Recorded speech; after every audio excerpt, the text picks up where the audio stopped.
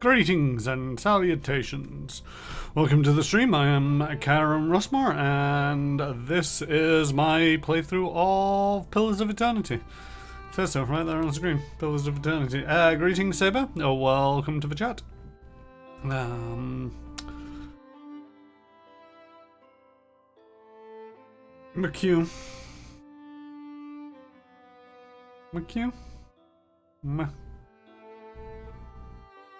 Or Mewq.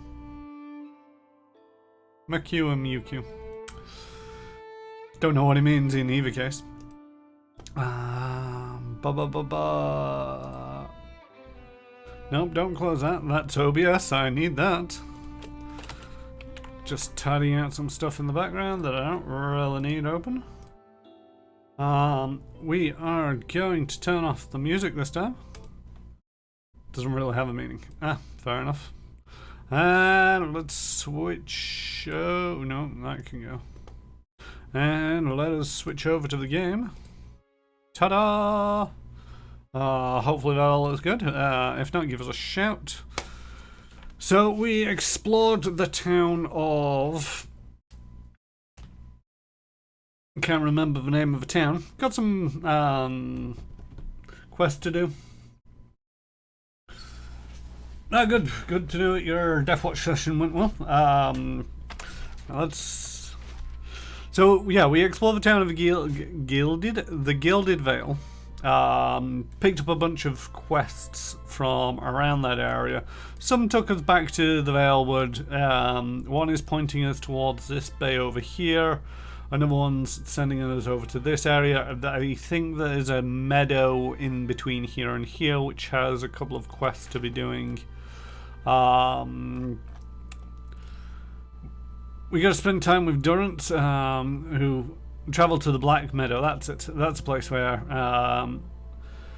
bring Ida to speak with Meowald, and that, and also travel to Sade Nua. Oh, they can be collapsed. Okay. So we got a few things. We left the Gilded Vale to the south, came to Magran's Fork. I think this is Magran. Statue of Magran, goddess of war and flame. Dozens of names have been scratched into the stone at her base, into the stone at her feet, supplicants seeking her blessings. And we started exploring this area. Things have gone terribly at some points. We found this guy. He's a priest. He's a bit rough around the edges, but you know, he'll do nicely as another person to join us. I kind of get the feeling that he's pretty much forced to join you, because it's like there wasn't really much of an option to be so like, no, go away. There might have been. But yeah, he's Durrance. He worships Magran? Yeah. Follower of Magran. He's got lots of spells to be having a go at. But we'll get into those as and when needs be. Oh, Will-o'-the-Wisp. That sounds like a terrible thing to be encountering at this level.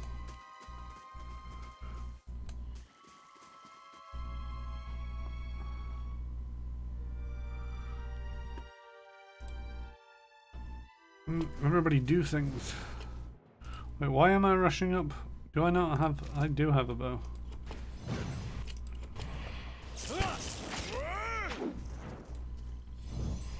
I shall deal with this one. Come on. Yes. Finish. Hey. Oh, yeah, that wasn't terrible.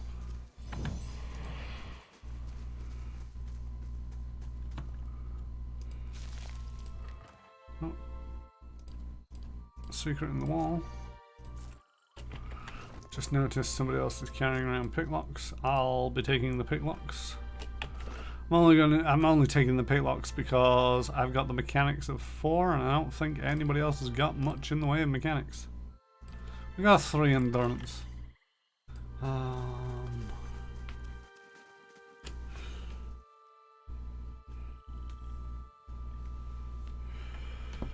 Enemy heads 48 HP, takes hit from 2 anti-alien bullets, only needed 1, normally net 10 on damage causes a critical damage roll, but alien hellfire bullets give it on 9 to 10, sniper rolled 3 crits as a result, because it doesn't stop until you don't roll a crit. He totaled about 60 to 62 points of damage. Nice. Yeah, the term is exploding die, so when you get the maximum number on the die and it explodes, you get to continue rolling it. It's common. It's not very common, but I've seen it in other systems. And I'm guessing it's a core mechanic when it comes to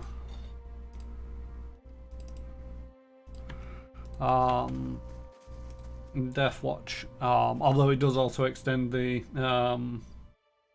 usually there's a hard limit on exploding die. I've not seen a hard limit on exploding die in the ones that I've seen. There might be variants on the rule where it can only explode once, or you know, yes, dice can explode, but they only explode for a number of times. I don't know. I've never actually played a system that has exploding dice. Right, there was a bunch of wolves over this way, I think. Oh no, they might be further over this way, and I think I was... Nope, here we go. Alright. Run away! Oh, they're all coming. I was hoping that they wouldn't all come this way. Marks a target with retribution, inflicting burn damage and allowing deflection. Iconic projection creates a slow-moving, energetic projectile of priest's faith, returning endurance to allies and inflicting freeze damage on enemies. Instill doubt, prayer against infirmity, repulsing seal, restoration, suppress affliction. I want the one that basically allows me to kill everything.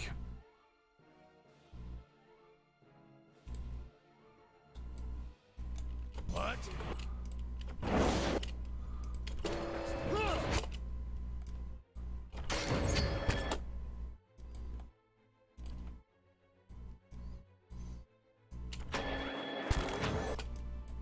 I was hoping in Death Watch you only usually need to confirm crit by repeating the attack roll, but the characters have the ability to allow its automatic confirm the Righteous Fury crit rolls. Fair enough.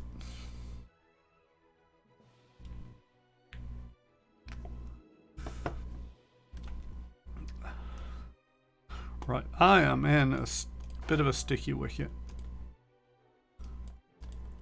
So I would like you guys to really help me out here.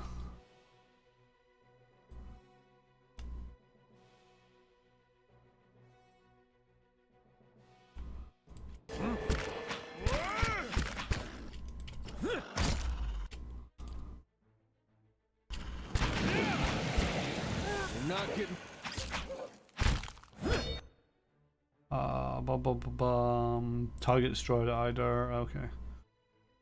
Move on to that wolf.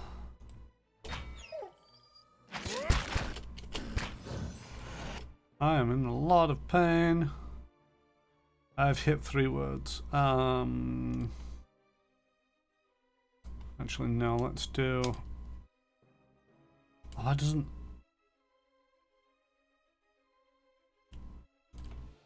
Doesn't say if it helps me or not.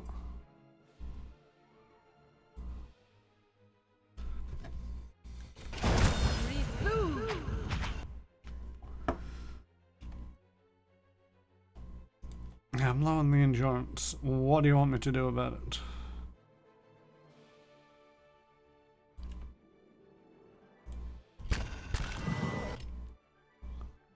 There we go, healing.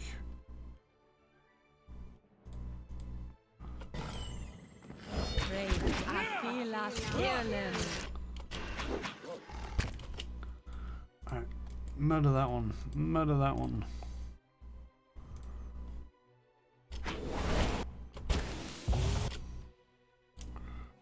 continue with the murder.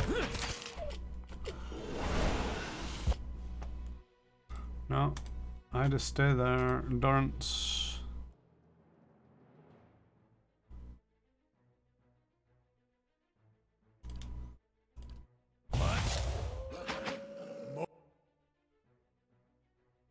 And I got knocked out.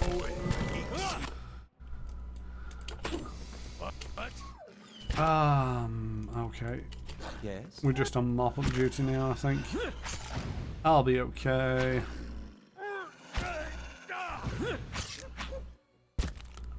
What's my health like? My health is still over 100. So it's not the worst thing in the world. You got wrench shoulder. Wrench shoulder, -2 might, attack speed, -25. Okay, let's put you at the back and get out the bow again.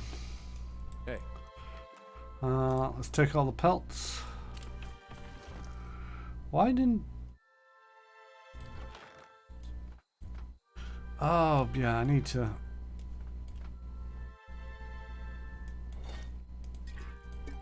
manually put some of this stuff in there.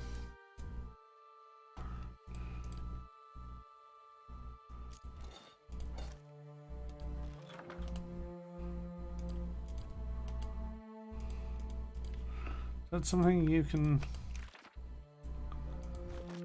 I know you've already got Fan the Flame, haven't you?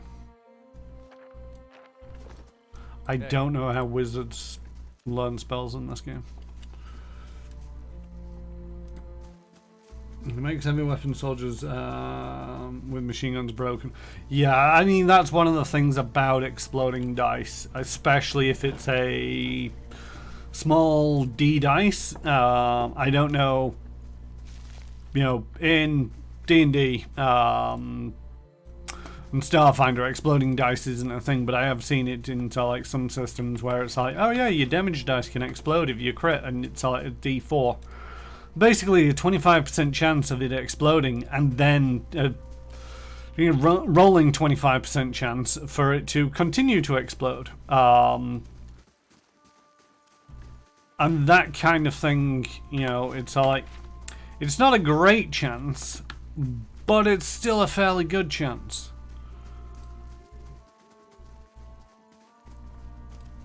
That it's going to explode, and, you know, if there is no limit, or it's certainly a high enough limit, then it can explode quite a bit.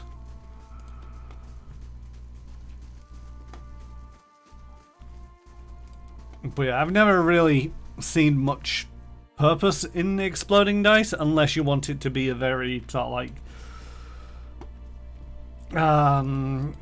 flip-floppy kind of situation. Your reflection warps and twists in the live gleaming anther. Well, this guy's dead. Ooh, fine pollux.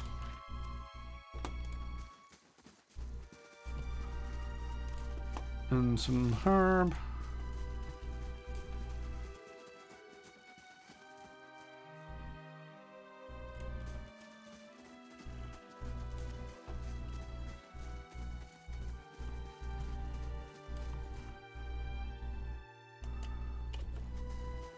Oh, we spotted a young boar. We're getting bacon, folks.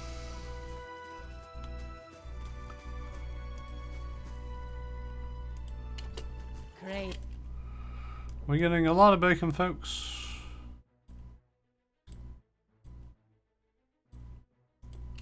I feel like healing.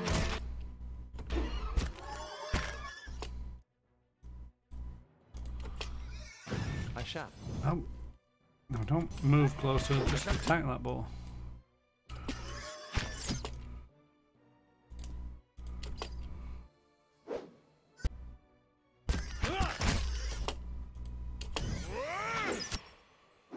Well, Durn isn't.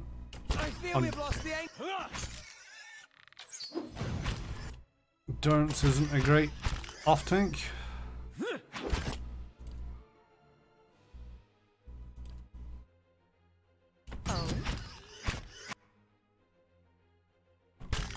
Certainly. I would like you to buff that guy. Yeah, I know his endurance is low, but what do you want me to do about it? I got nothing over here.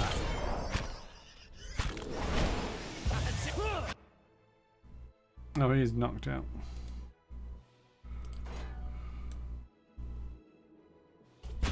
Certainly.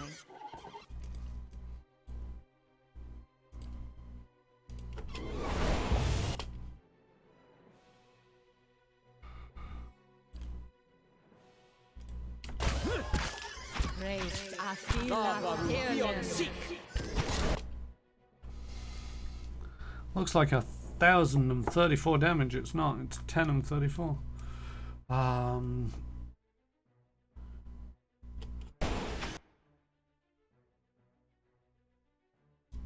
Oh god, some...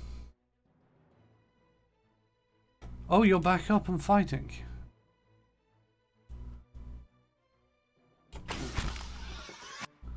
did not realize that you were back up. Yeah, I know my health is low. I am not in a happy position, but what do you want me to do about it? There we go. Hey. Come on. Not getting...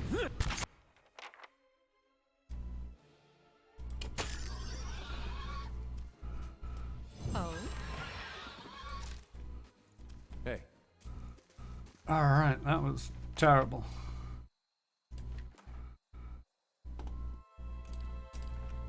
Of course. I think it's about time to turn around and get some rest. I got a wrenched knee and a concussion, and I've still wrenched my shoulder.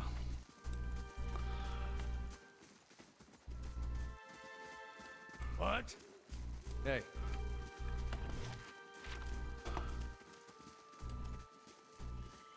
I have no problems with basically taking this a little bit short. Need to chant louder. Greetings, J-Station. How goes it? I mean, I think what we need is to not be a bunch of squishy people.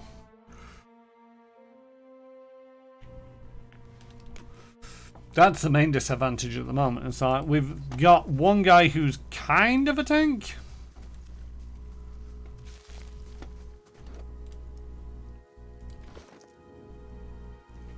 Who's wearing Saint's War Armor, which is DR7.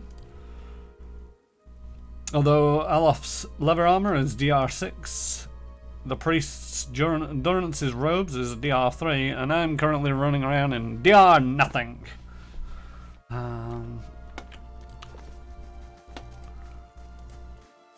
I don't really think there's much on offer here at the moment. I'm trying to get over here. Fast mode. Whee!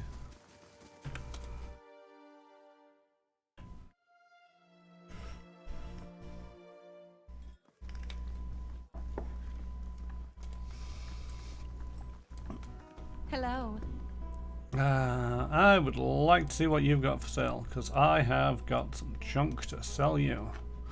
The Fine Pollux. The versatile Pollux is a powerful and versatile weapon that can deal devastating blows against even fully armored opponents. A straight blade axe head is opposed by a hammer, allowing the wielder to switch between different damage types as circumstances require. It also has the fine property. I don't know if that's... You know, it's expensive. So I don't really want to go selling it unless I have to. Oh, wow, we didn't really get much. We got a bunch of wolf pelts and a bunch of boar pelts.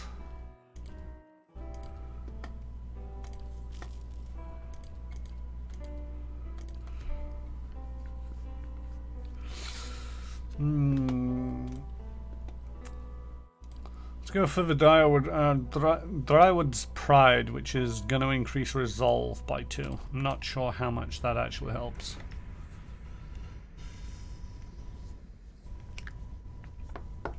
Is there a cap on the party size? I believe it's a 6 member party. I could, you know, from here hire people. And I could hire, you know, another, well, a level 2 and a level 1 adventurer, but I don't I'm guessing at some point they're actually going to give me more companions.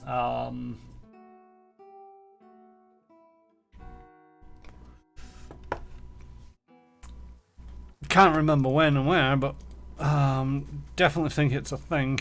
What does resolve give me again? Resolve. Resolve reflects a character's internal determination, drive, fearlessness, and emotional intention that they can project into others. It can be used for mental intimidation, leadership, and convincing performances. In combat, it helps characters maintain concentration and contributes to the will and deflection defenses.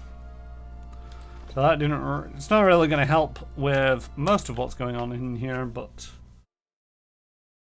I think to a certain degree. There's a couple of quests. So there's a quest to go find the blacksmith's apprentices, and once they're returned, you get more access to stock. I mean, one of the things that I could do on this guy is actually see if I can't. Oh no, it's already got a couple of things on it. Also, level 4 is where it required for some of this stuff. And it's already got pierce proofing, so.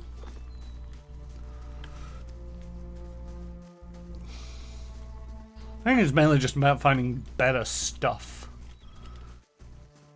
As well as slowly leveling up, because we're only 3rd at the moment. All right then. Hey.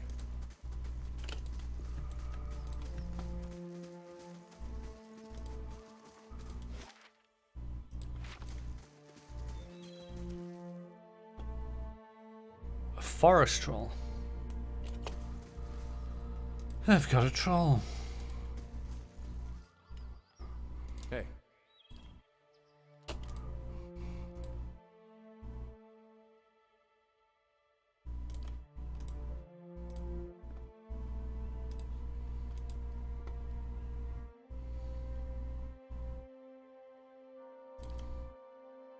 Craved, I feel like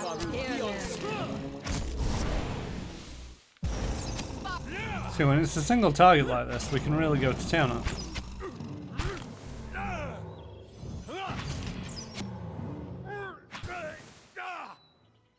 Of course.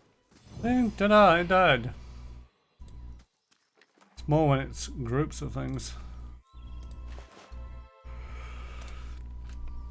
Fulvano's amulet.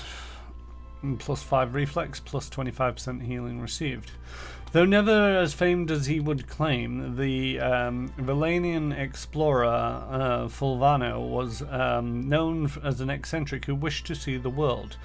Where possible, he travelled by foot to gain local appreciation for the sights, sounds, and smells of the land he passed through. In practice, however, Fulvano often claimed that his explorations proved only that the world outside the Valian republics was a foul, smelly place that paled in comparison to his homeland.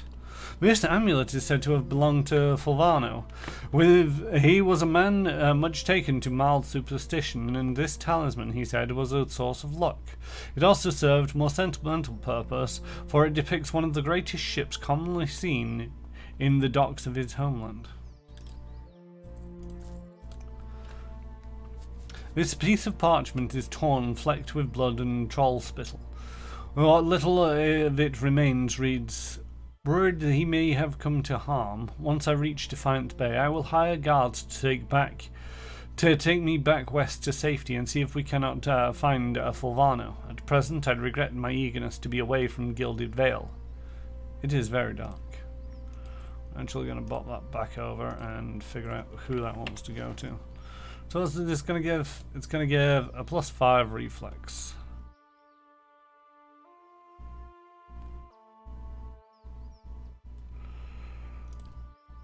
So 32, 22, 44, 43. You get a necklace. You also get slightly better healing received, although there's not much in the way of. It's one of them. The healing in this tends to be more endurance based rather than health based. which can actually cause problems.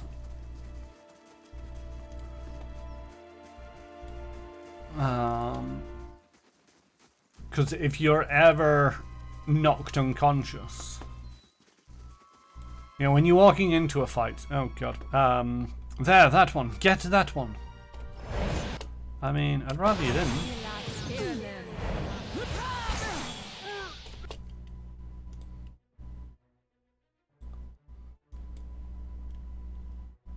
Gold Pact Paladin. Why are paladins after me?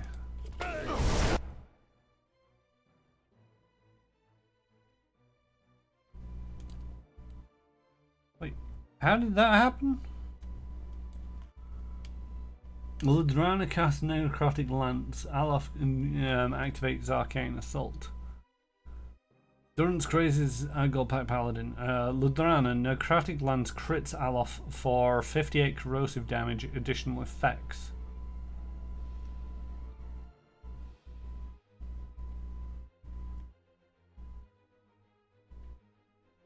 I mean, he's not dead, he's just knocked out. But yeah, apparently there's a spell that can just one-shot me at the moment. Focus on maybe taking care of that guy.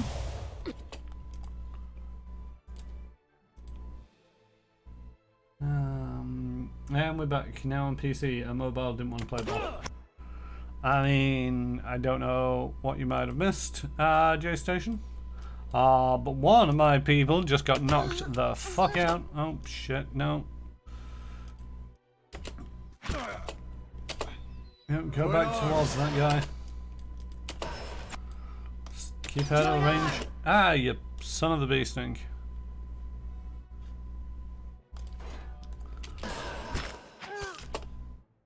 I am not meant to be in melee.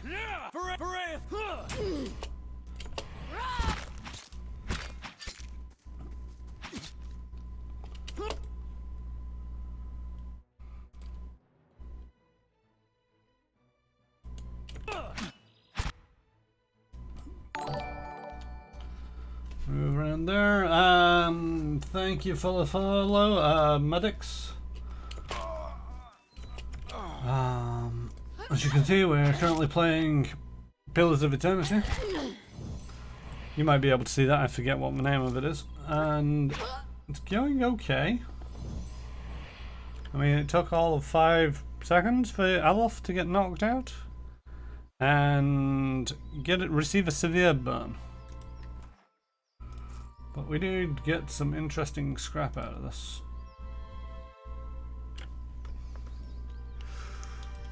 Ooh, a large shield, that might help.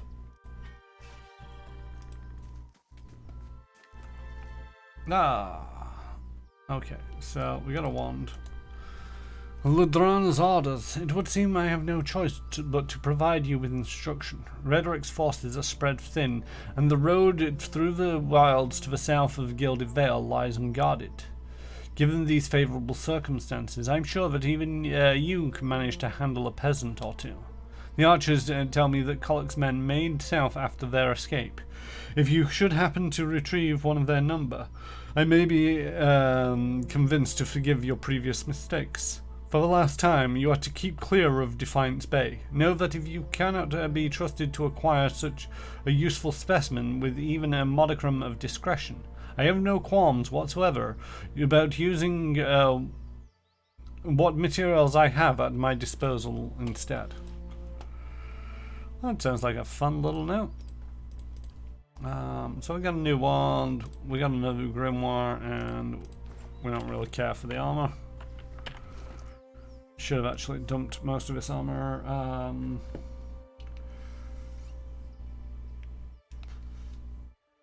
That game's going okay. You've got some unfortunate crimson toned character portraits going on. Defiance Bay is the name of the city around here. Right, so compare this to what's equipped. Deflection goes up by 4, but accuracy goes down by 8. See, I don't really need Elder either to be all that accurate. I just need him to stay on his feet for long enough.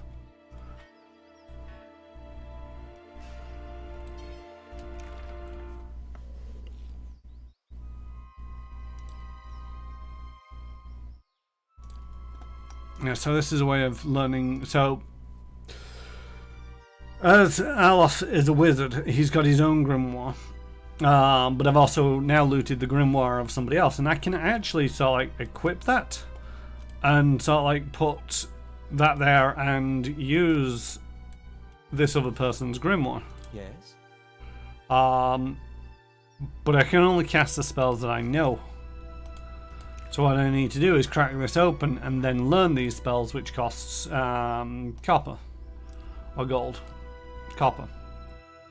So it's 200 for the level 2 and 100 for the level 1, so that's 400. I've got 1,000. What do we have? That's Ghost Blades. Calls a field of unearthly blades into existence, inflicting immediate pierce damage and hobbled afflictions on targets in the target area. It's not too bad.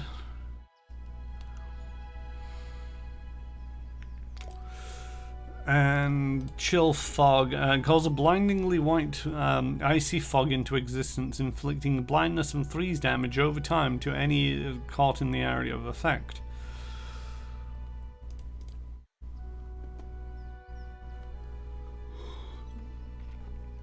See, I do like options.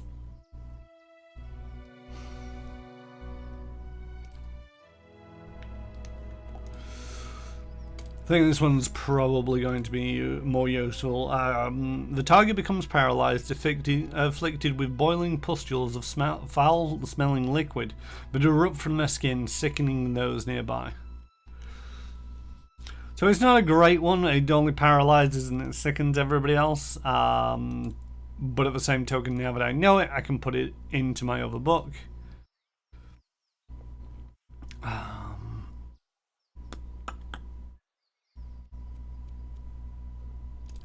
So let's have a look back at this.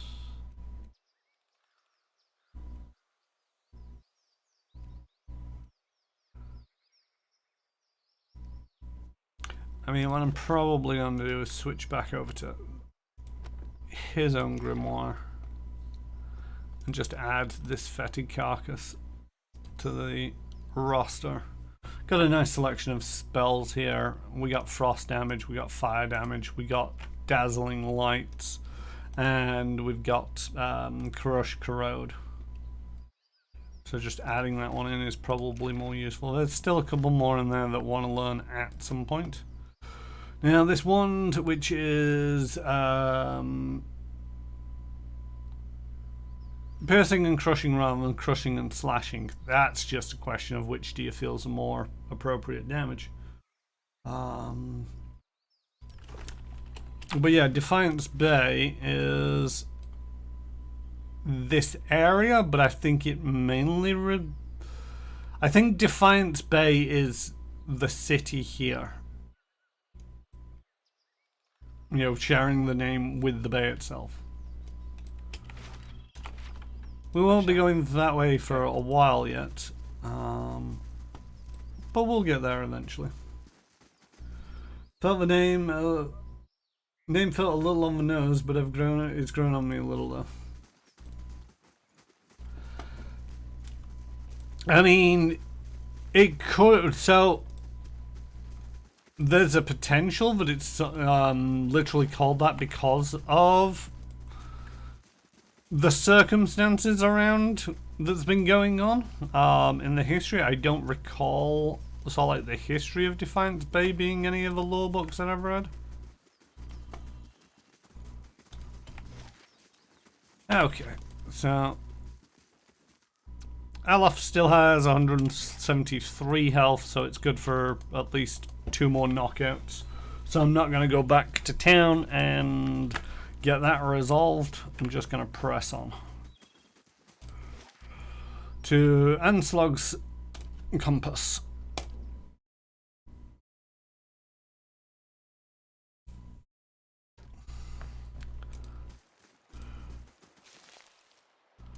Hello. Two villagers stand by one of the tide pools. They are breathing harshly, clearly winded, and look up nervously as you approach. Hail and well met. If you're here to fish, as are we, stranger. You'll want to avoid the compass proper. The dwarven woman points to the southeast. Her companion shakes his head. A lot of ships wind up spread across the rocks here, so we didn't think much of the wreckage until we heard something. A terrible noise. I thought maybe it was a survivor, but he wasn't alive. Moving, but not truly alive. She shudders. It was awful. What are you two doing out here? Fishing, of course, except I lost my fishing rod when I flung it at the head of one of those monsters. He sighs.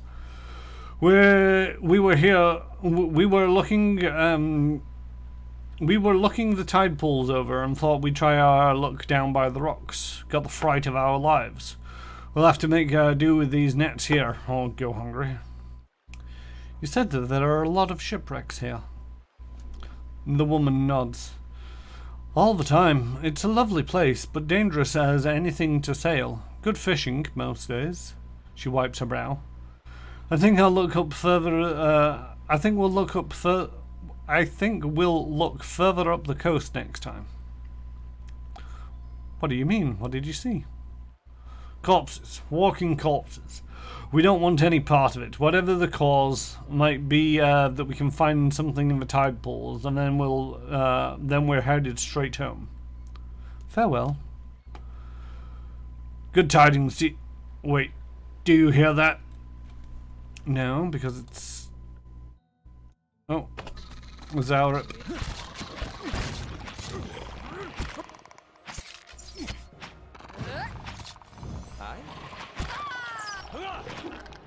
Oh, one of the peasants died. Leave it to me.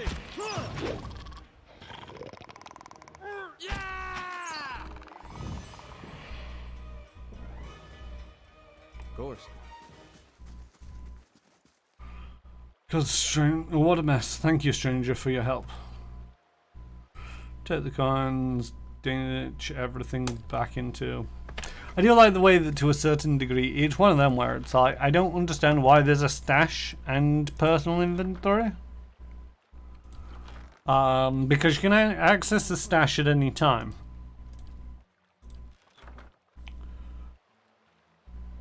You know, I would like it if the stash it was like something that you put things into, but you couldn't re-access it until you got back to town.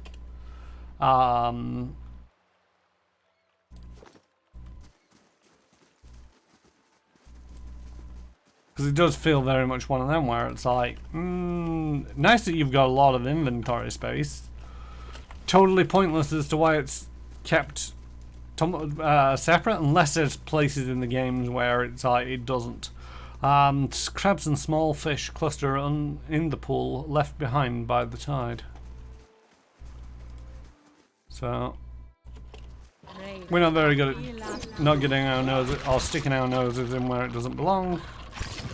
So we're just gonna kill him. Leave it to me.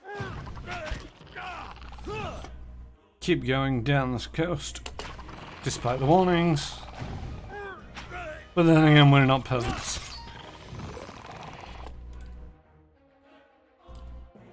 Oh, it's dead.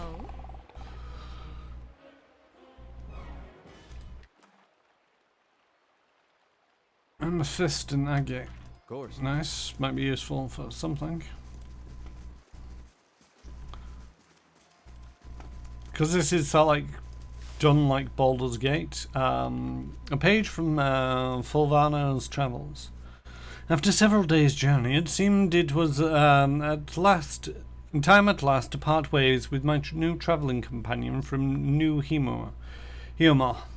A pity that we could not see the compass together, but perhaps he will have a grand time in Geran's grasp. I have given him my gloves for safekeeping, for I hardly need them in such fine weather.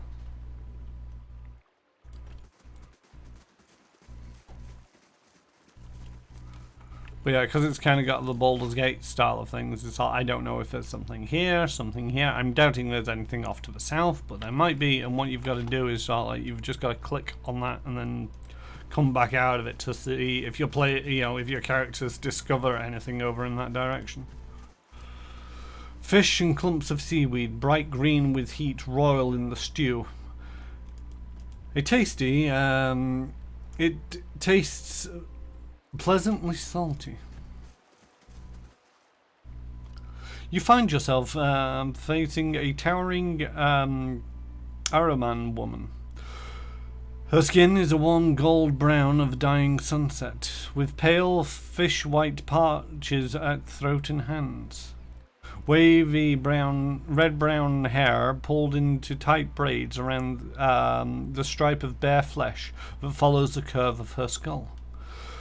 Flows down over her broad shoulders. Greetings. She regards you calmly, evidently unsurprised to find you at the edge of her camp by the water. Have you come for medicines and craft works, or to share the fire? She gestures by a large cauldron nearby. Who are you? My name is Ranga. I lived in Gilded Vale a time, working as a healer and midwife. Perhaps you've been to that place? You'll understand then why I might choose to come south.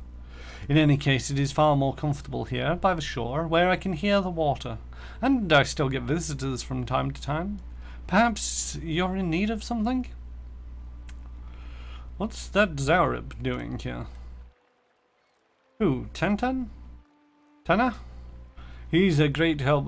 He helps me gather ingredients, works cauldron, things like that. He's been quite a help around here. The Zaurib lets out a rattling chirrup and bares its teeth in what you can guess is intended to be a cheerful expression. Alpha sent me here. She says that you know a way to ensure her child is not hollowborn. Ah, more of Lord Roderick's frightened flock. She nods slowly. You are kind to come all this way. Poor Alfra must be beside herself. I imagine she gave you something for payment? Whatever it is, you keep it. I don't need coin. I need you to do something for me instead. Ranga points inland. There's a Zaurib tribe to the northeast, led by one of their priests. Tana was exiled from there some time ago, and their scouts still look about this place, waiting for an opportunity to end his life. Zaurib lets out a rattling squawk, head drooping.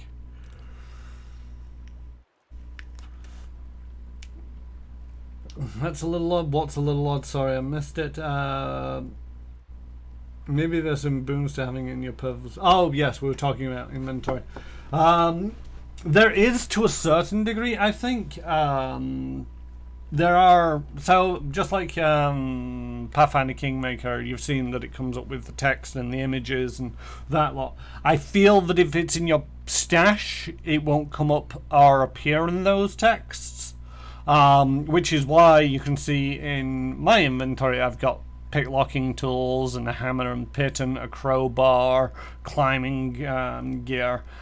I feel that if it's in the personal stash, it won't come up. I think I've tested that before. I don't know, but of the same token, it's useful to have them in there so that you can see them go, yes, I need to make sure that I pick up another hammer at some point or some more picklocks. But that's about it as far as I can make out. One day I will have to go for supplies and I will come back to find my assistant slain. How will I help anyone then? She shakes her head. You rid me of this nuisance and I will do what I can for Alpha. And throw in something for you too. All right, I'll be back when it's done. Good, good.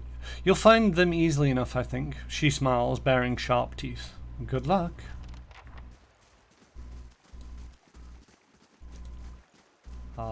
But yeah, other than that, I don't know.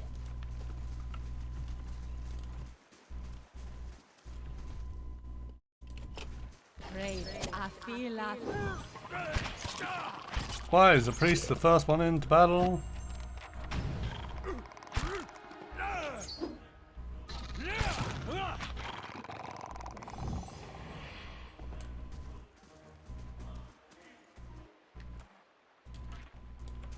Don't like how long it takes a little bit to...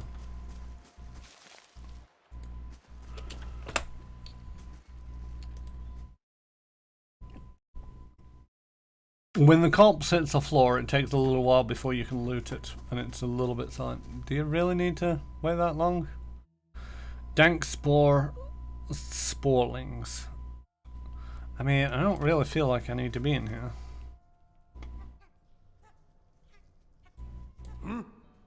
They almost sound adorable. Craved. Yep. Well, combat started.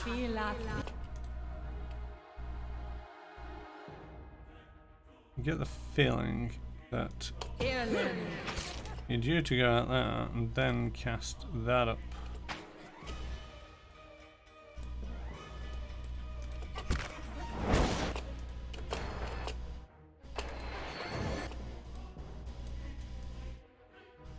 Murder that guy. I can keep hold of one of them for later. But in the meantime, I need to try and make sure. Oh my god, this little mushy is adorable. I mean, they sound adorable. They're kicking my ass, which is not adorable.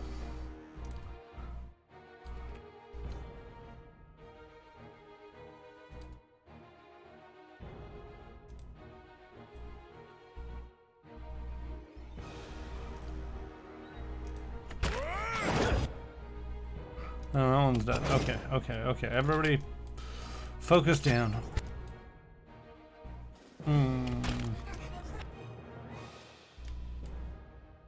Alright, he's down, so lightning! If the Althasian doesn't wake up. Can't stand much longer. If you could come to your senses, maybe. And murder that guy.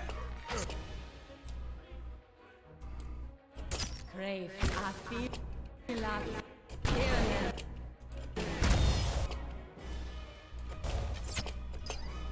How may I help?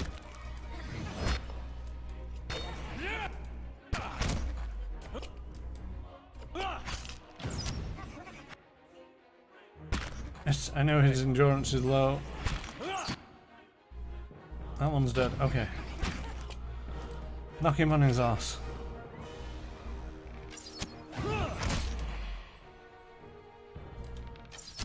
That's it.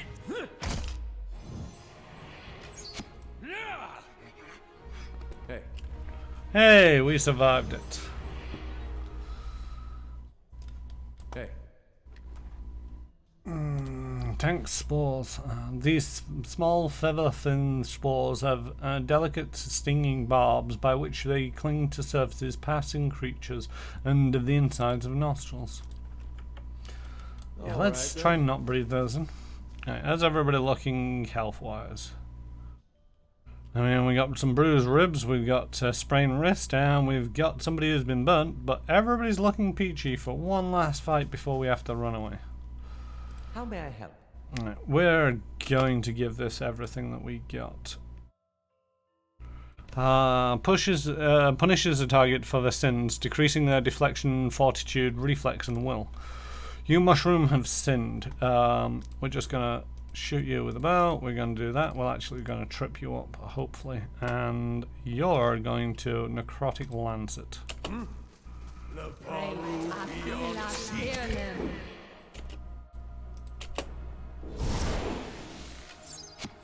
Alright, a lot of them spells just missed. That's not a pretty sign.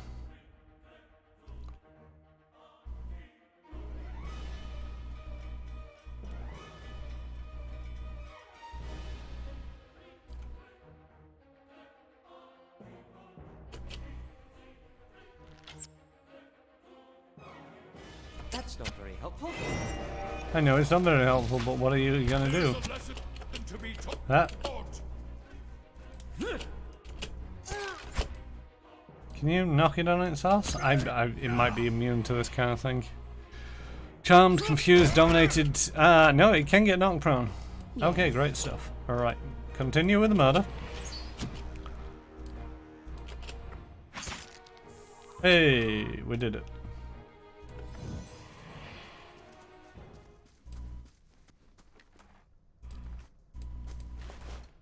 Dead adventurer.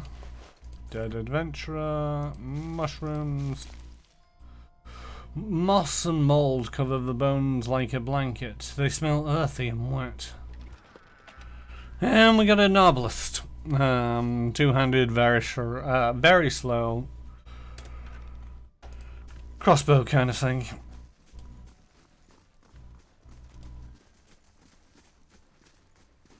Right. That's my weapons of choice.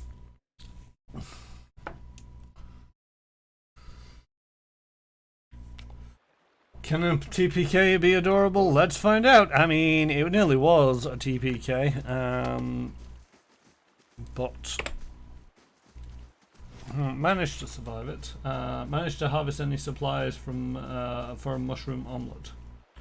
I mean, I've got some dank spores.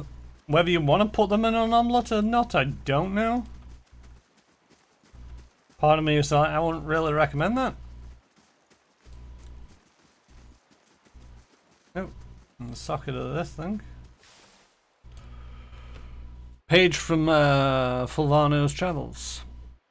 I met a helpful dire-wooding woman who, while in the Gilded Vale, she was an invaluable guide during my time in that sorry village, and we agreed to accompany me some part of the way towards Anslog's compass. We parted ways in the wilds known as Bagran's Fork, but I gave her my amulet so that she might remember me fondly. Perhaps I will return to these lands someday after all. So those two notes that I've found so far are related to the gloves that somebody's wearing.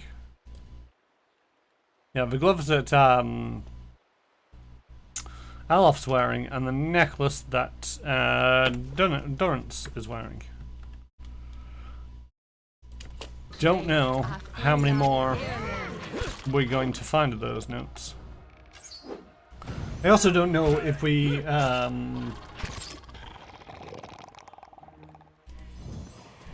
going to eventually find this Fulvano, or whether it's somebody who's already dead and we'll find his corpse maybe. Oh, we got a priest.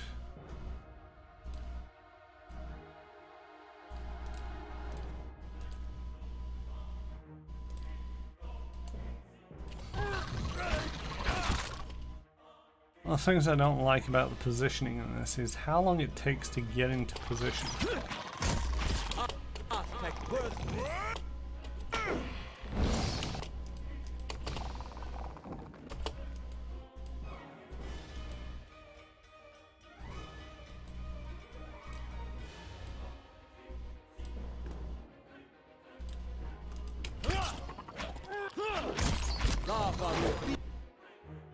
Okay, the priest is dead.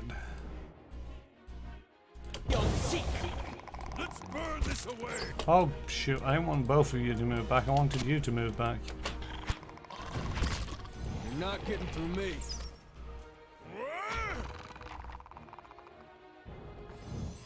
Okay, I'm guessing that's a camp that needed killing off. Alright then.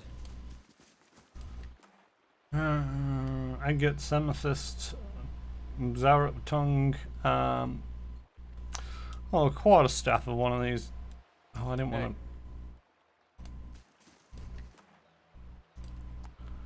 to. Let's take that. Everything else can go in there.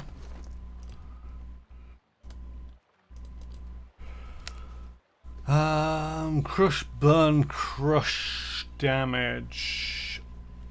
I feel that the burn damage would be useful. And it's not increasing the damage at all, so I don't think we've got eggs for omelette. Clamshells and crab carapaces lead to the coals.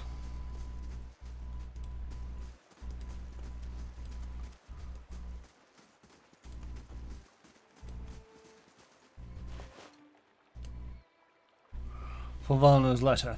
How is it that so grand a journey as mine should lead me here? The people of Dwar would call this pitiable lagoon a sight to see, but I have experienced here is misfortune. I thought to explore the cavern by the waters, only to discover it was home to some sporlings.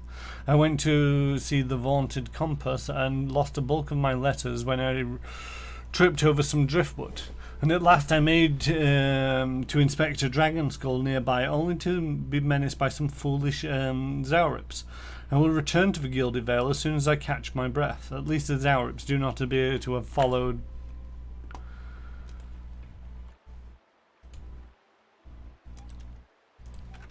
Well, I think that's Fulvano. Is anybody good at the stealth? No, not really. Nobody's good at the stealth. Okay. I was going to sneak down that way and see what there was to see. I'm pretty sure it's just terrible things down that way, which I'll go take care of eventually. It's just, I might want to rest up first.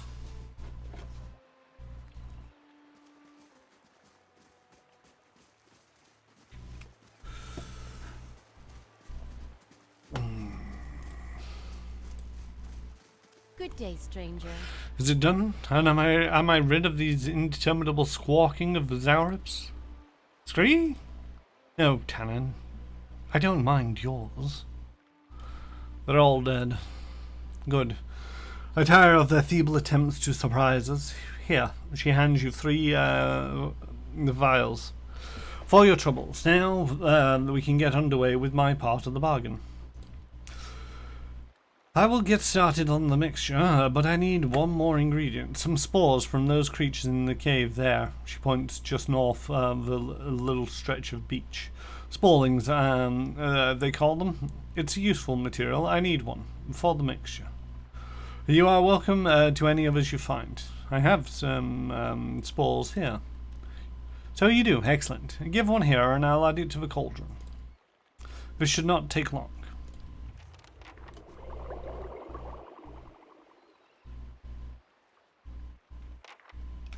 The mixture is ready. Take this to Antha. Tell her to drink it before bed as it induces sleep. She should find herself more energetic in the mornings.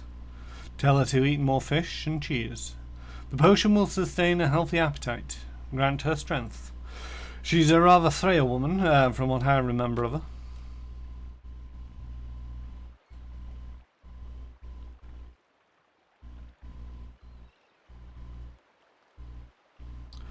Wait, I thought this was a cure. I tend to ailments of the body. I cannot cure afflictions of the soul. Certainly not one inflicted by the gods. Ranga crosses her arms. I have explained many times, people will believe what they want. So let her believe. Perhaps that will help. Faith is a powerful thing. In the meantime, she will feel much improved, and if her child should not be claimed by the legacy, then it will be born healthy. That I will promise. Fine, I'll be going then. I've done what I can, as promised. Tell Anfa I wish her well. How do you do? Could I see your wares? Certainly. Here you are. There's no scroll on this, but I can get rid of some junk. I can get rid of a lot of junk. Everybody else seems to have a lot more money than me.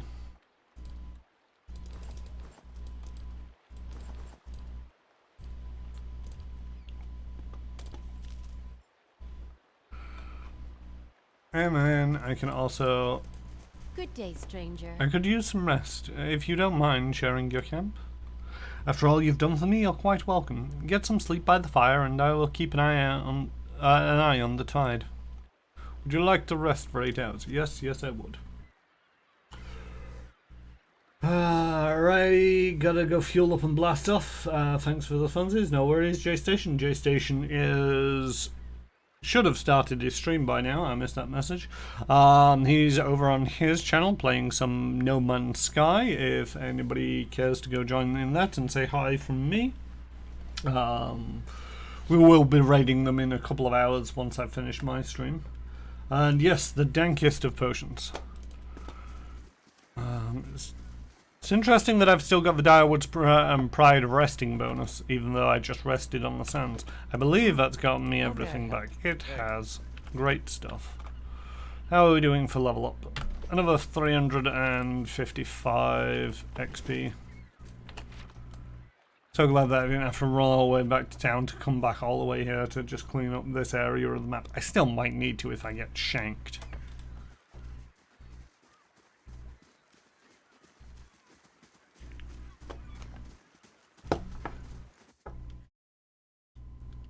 A gull. I feel like feeling.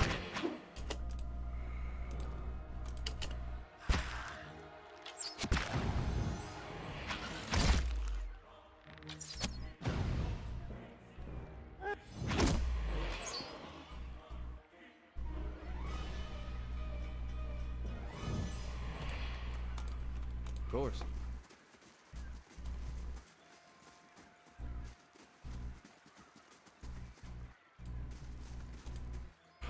At the centre of the ring of jagged stones, this boulder casts long shadows across the sands, and as the sun moves overhead. Hey. I feel like feeling. That's not a pretty sign that there's more than just a couple of them.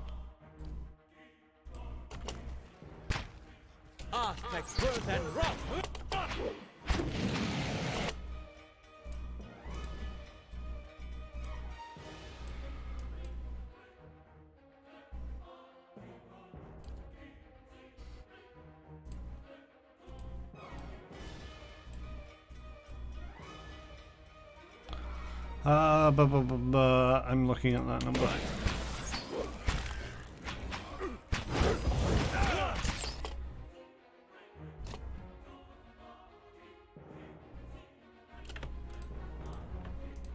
Hey. Leave it to me.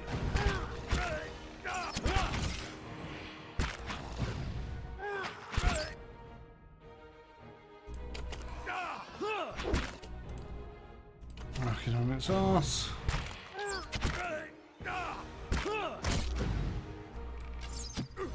Finish him.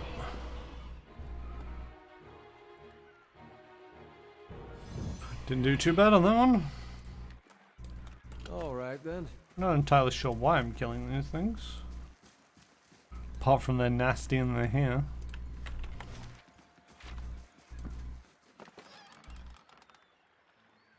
A potion of wizard's double. Plus 40 deflection until hit or critically hit. Creates a duplicate of the caster to distract enemies, granting the caster a high deflection bonus against a single attack.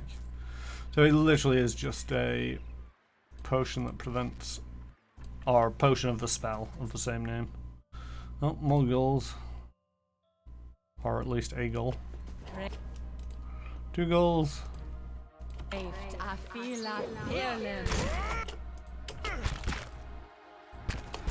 You're not getting through me.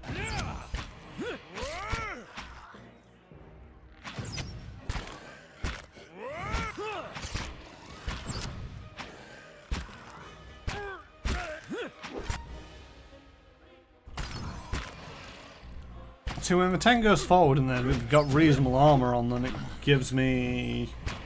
He's only taking 1 point of damage every time they actually manage to hit him. Which isn't very often.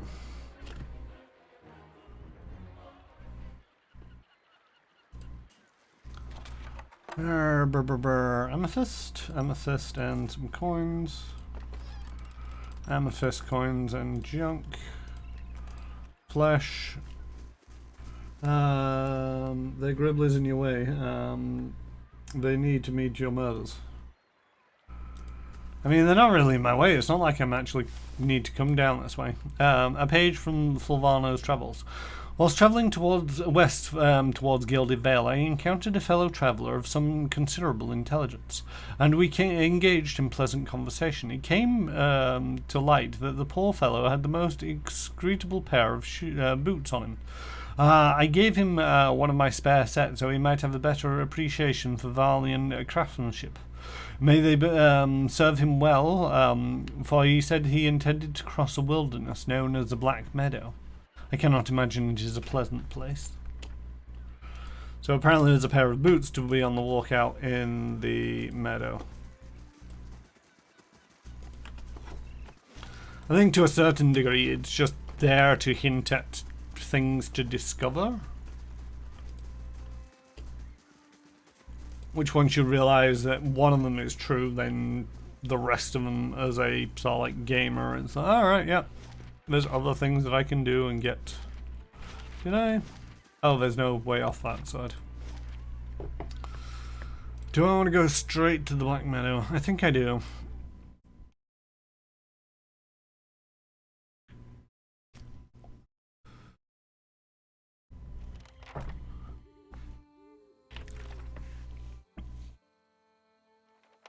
I gotta find the shipment and then return. I think the other two, or the other three. The one for Dorrance is just like, hang around with him until he decides to tell you some more.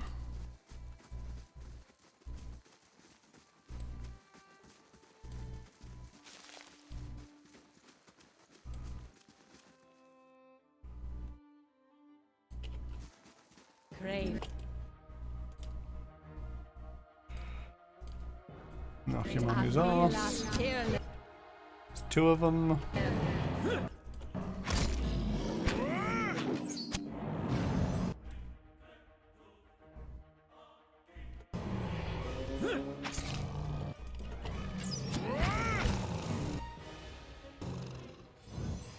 They hurt slightly more.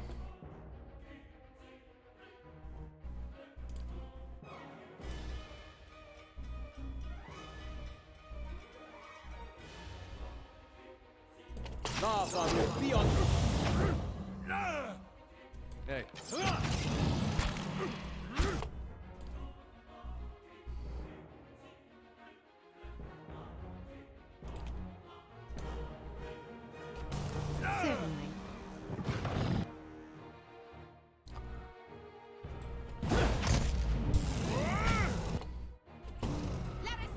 How have we not finished that one troll yet?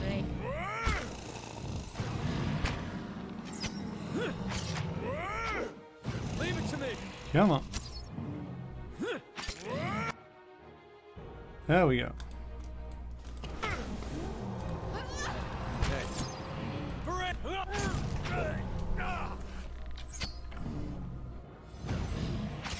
Found while exploring counts as in your way. Yeah, fair enough. Oh, another one's charged up.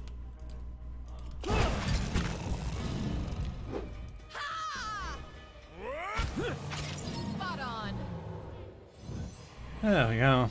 Murdered. All we got was some lousy troll skin.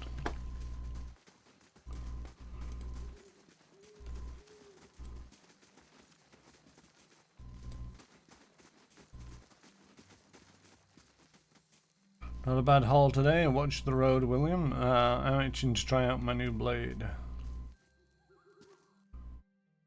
Hey, Granth, everybody, and we've got company. Oh, bother. Did you really have to discover?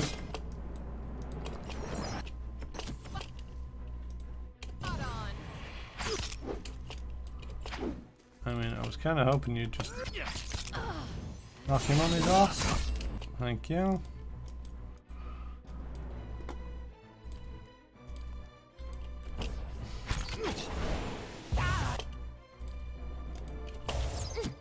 Hey.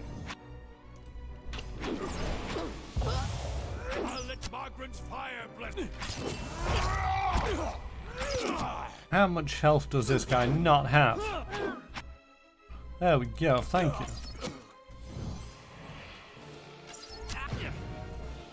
You're in. Oh no, you're still gonna knock down. Knock down that archer. You're not getting through me. There we go. Oh, the Smith shipment. We got milk.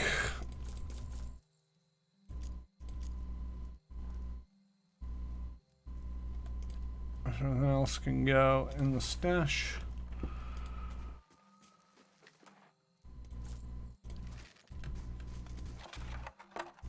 Stash. Someone's carved their initials TRS into the log.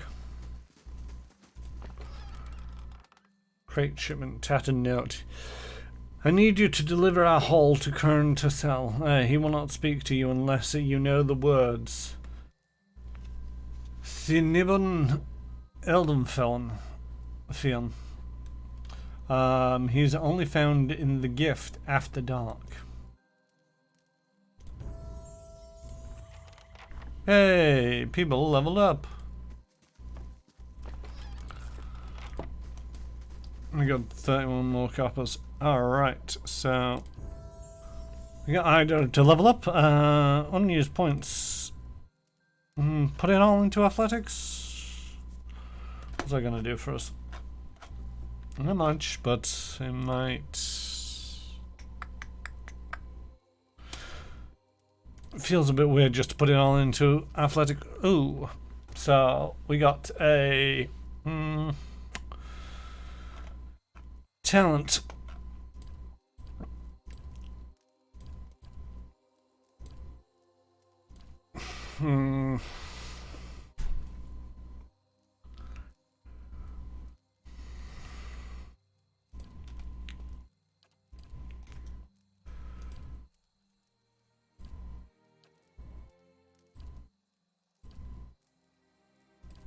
Bonus knockdown.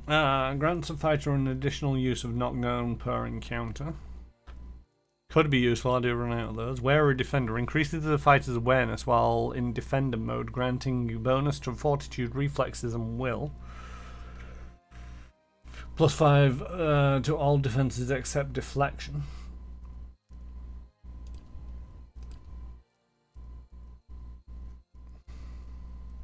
Oh, so that's the one that I'm already using, which is Defender. And it adds to it by giving some improved deflection. That might not be a bad one. Nuanced faith in the gods has allowed this character to unleash a wave of power, spiritual energy similar to the pre-solar radiance. I think to a certain degree, everything below this point is sort of like out of class. So, you know, very outlandish frenzy, that's a barbarian, the ranger, etc.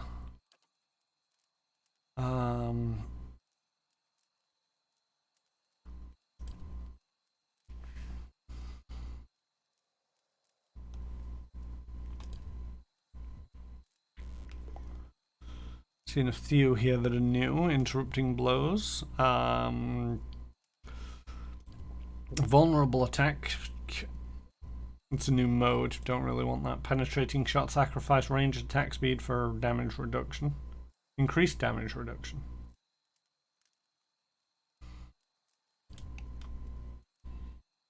Bloody Slaughter. All attacks at the enemies with low endurance convert some hits into crits, and those crits do additional damage. 20% of all hits converted to crits against a target with low endurance, plus 0.5 to crit damage multiplier against targets with low endurance.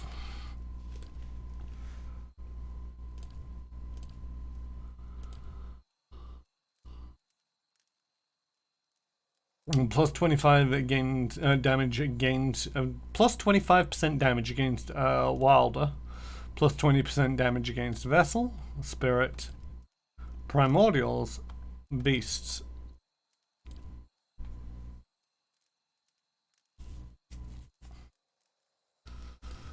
Dangerous Implement increases damage done by implements, one scepters and rods, but does a small amount of raw damage to the wielder each attack. That's terrible idea.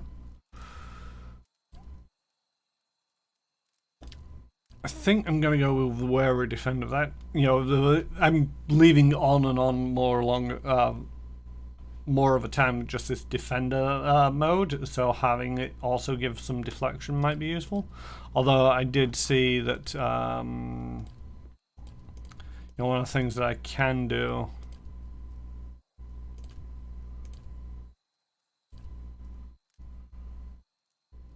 Weapon and shield style. Equipped shields deflection bonuses are increased and grant an equal bonus to the character's reflex, which might make him a little bit more durable. But I think that's for next time. For the moment, I'm just going to go with Wear Defender.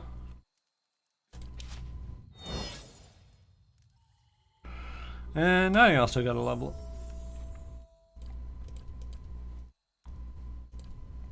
Gonna put a little bit more into the mechanics, seeing as though we don't have anybody who can do the mechanics at the moment, apart from myself. Invocations.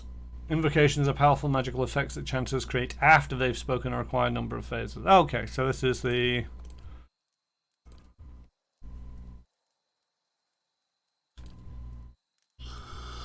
I guess one of the things, the two that I've gotten, the decreasing damage is circumstantial, and I'm never quite sure whether to use it or the lightning one. And the problem with the lightning one is that it requires me to get into position first, whereas if I go for a couple of the or one of these summons, it will give me 3 more or 1 more person to run around and attack accordingly. Duration is 12, duration is 20, and I get 3 human skeletons or 1 phantom.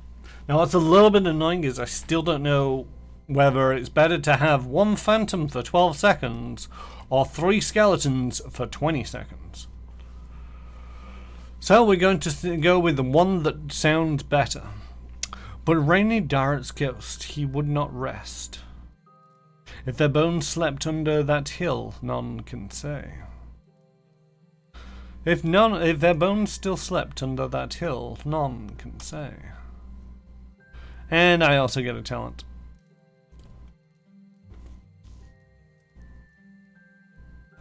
I'm not seeing anything of Chanter's. Invokes a primal energy, causing allies within range to benefit from constant endurance regeneration while the Chanter is chanting.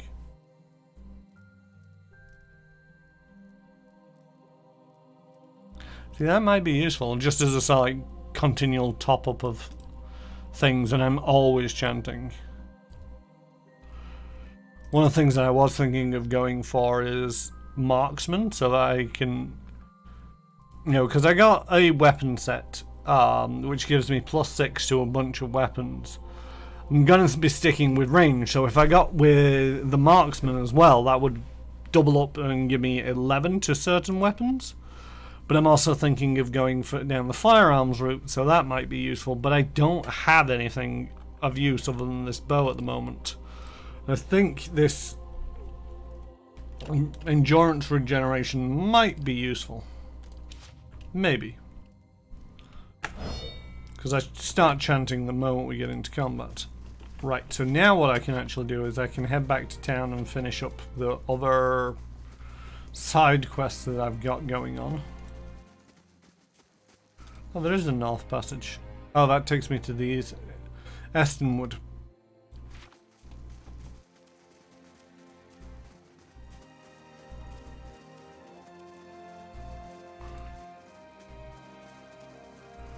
Chant until you chant.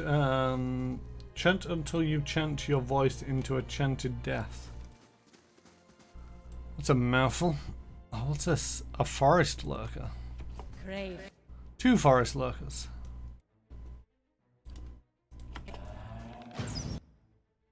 Spot on. His weapon is ineffective cachers.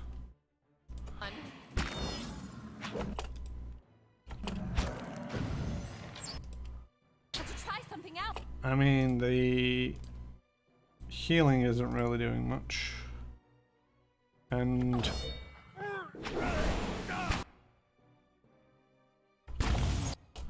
these things are a lot more dangerous than everything else. How many chants am I up to? I'm up to 2. I know the weapon's relatively ineffective, but it's just Oh, God, we've barely touched this thing. Burn this away.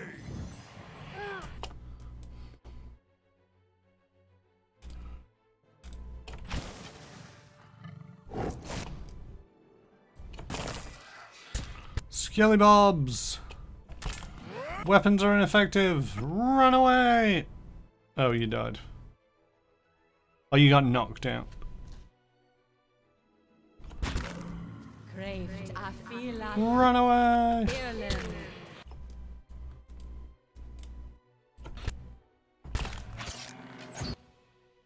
I forgot that that guy gets back up again every single time he gets knocked down.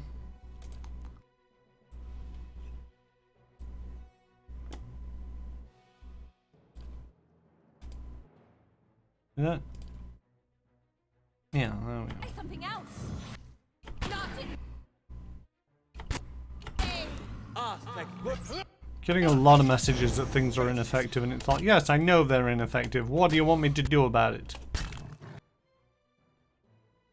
Okay, I do got knocked out again. If the Invocation We doesn't wake up, still have barely done any damage on this. More Skelly Bobs! Take the bastards root! That one! Run away! what?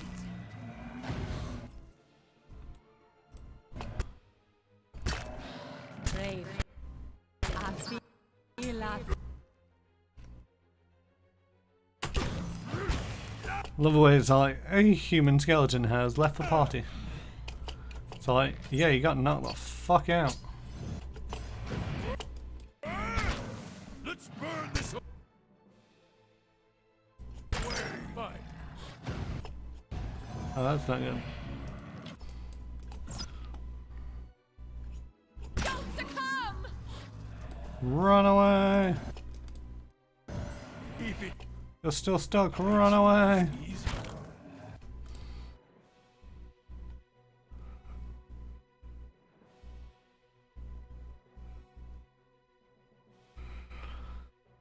Ah, ba ba ba ba ba. Yes.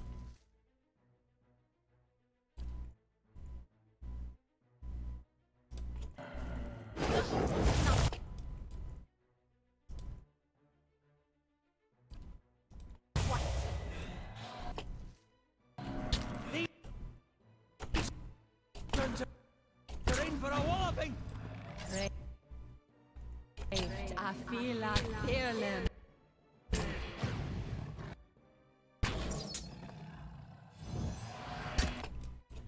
I shall.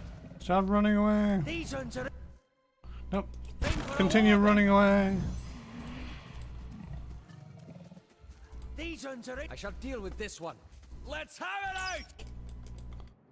You really need to run. All right then. Craved, I feel like Yes, I know your weapon is Fearless. ineffective.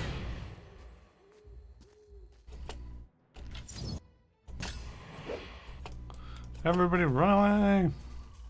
All right then. No. Turn around. Stab him in the back. Run away! Stab him in the back. Run away! Stuck over. Oh, you're stuck. Okay, that's probably not a great position to be in. Ah, summon some Skelly Bobs. Here. Yes. Bro. But I 10.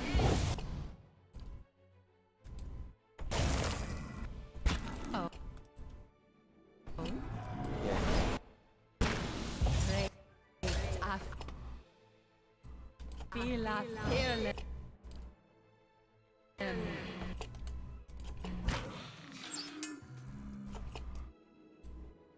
If all the Skelly Bobs could actually engage, that would be appreciated. Indeed.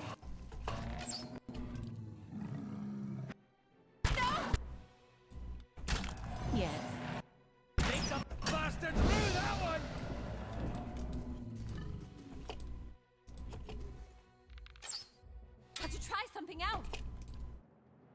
more skelly bobs. Row at 10. Don't run away. No, shoot, you didn't. Certainly. Do you know the concept behind kiting? Appearlim.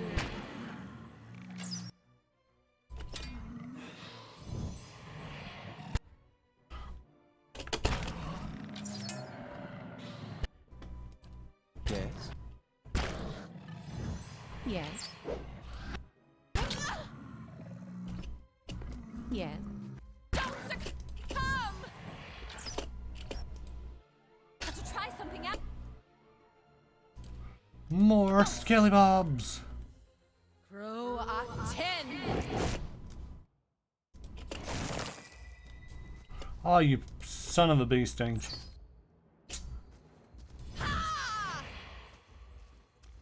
Finish them. Oh, you really didn't want to stand up. Have to try something else. Let us then.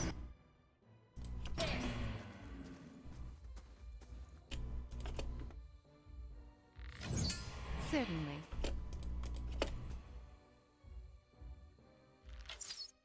Have to try something else.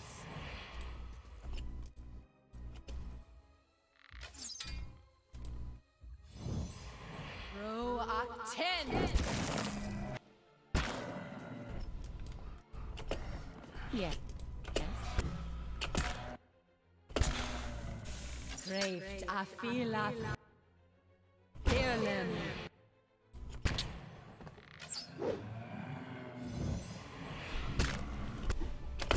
God, this is painful. Have to try something else.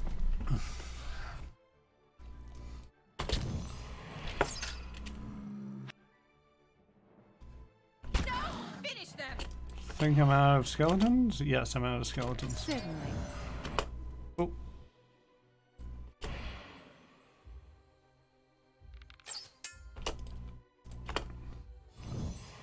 Yes.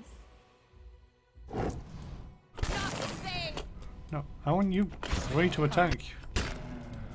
Love the way that one of them just dies getting up. Great, I feel like Are you kidding me? I think I just... It's regenerating.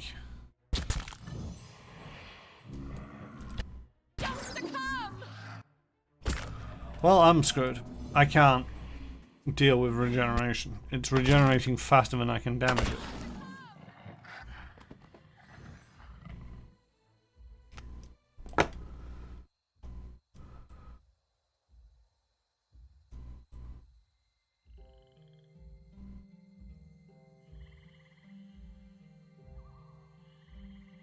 How may I help? Hey.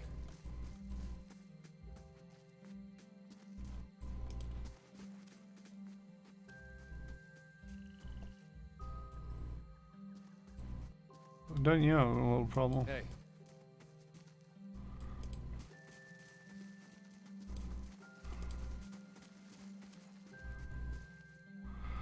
Yoo-hoo, Durrance, get up.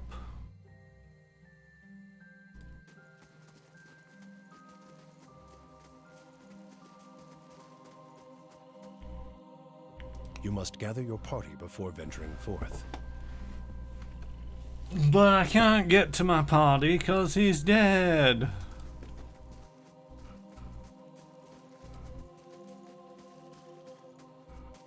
Great, I feel like Fearlim.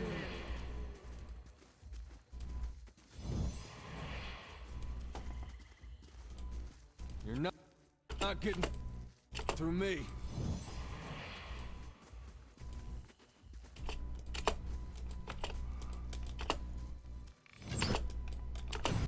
Have to try something else. Hey. Do you have a bow? You have a bow. Shoot that guy. Row at 10.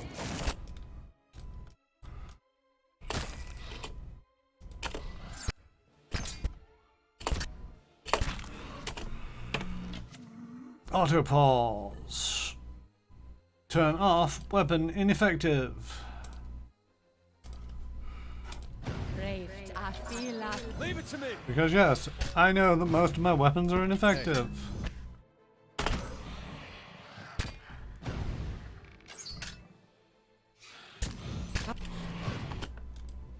This thing isn't doing the job.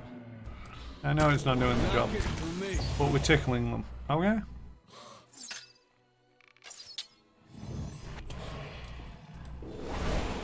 I shall. This More skelly thing bobs. isn't doing the job. not quite. Wish I could have done something. Craved, I feel like feeling.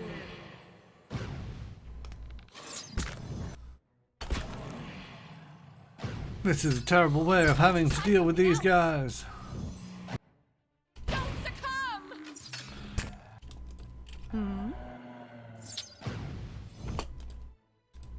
No, I... 10!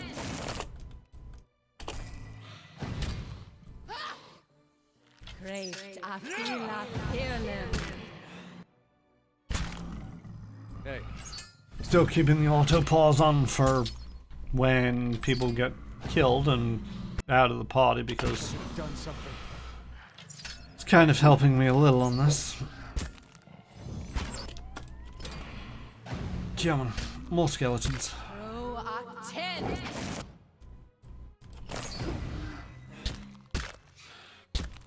You're not getting through me. Don't succumb!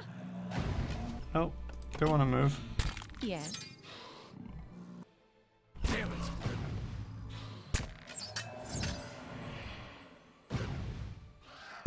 Had to try We're out of skeletons. something else.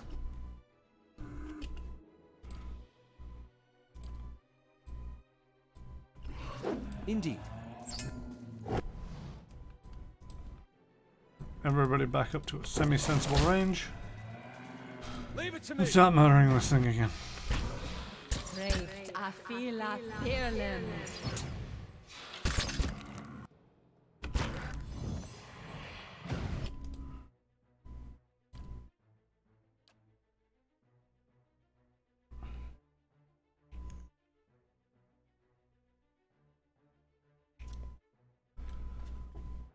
The Watcher revels the vital essence of his or her enemies, gaining. What a minute. 1 per rest. Okay. Leave it to me. This thing is doing the job.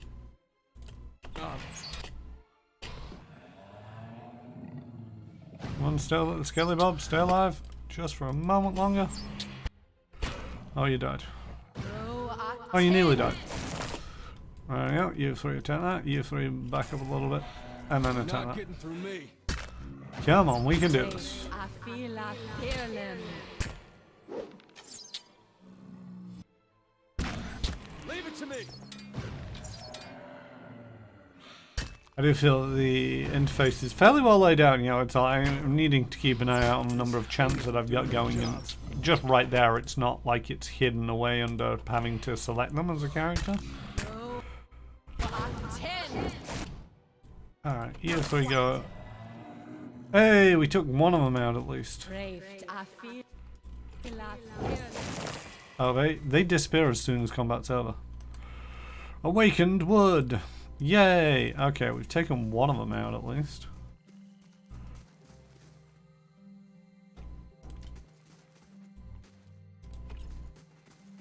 Craved.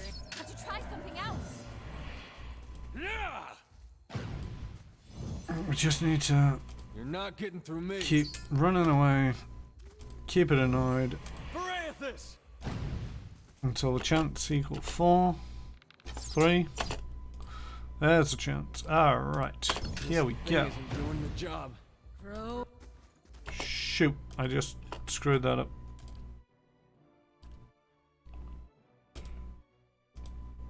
Aye? There we go. Off you go. Parathis. Greift a fila fearlim.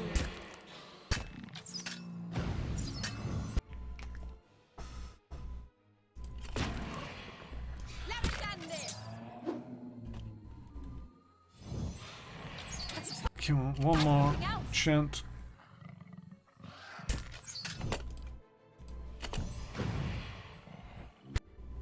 Wish I could have done something. It's alright, you don't need to do anything. You just need to keep firing arrows ineffectively at that thing. Greift a fila fearlim.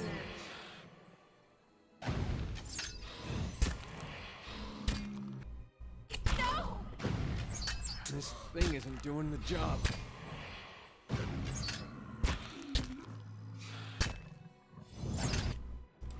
Row a 10.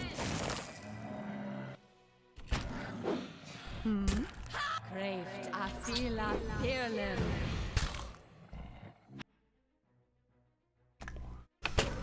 Had to try something else.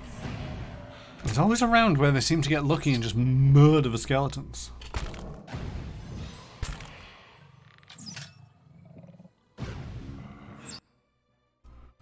If we've to go down, take them all with us.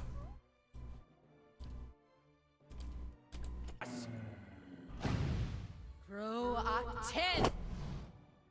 They are far too close for my liking. If you guys want to hit that thing, while we back up a little. Down!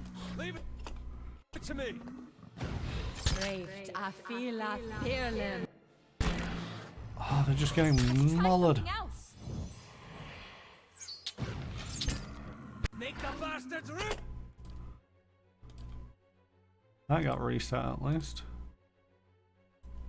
Do that one!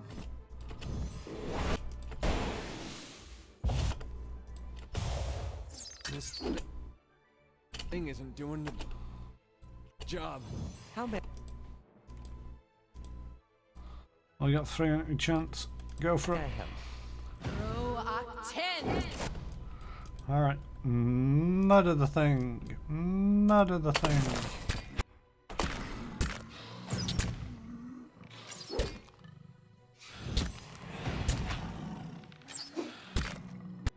If we've to go down, take them all with us! Had to try something else. Badly injured? We're getting there. We're slowly getting there. Near death. Come on, people.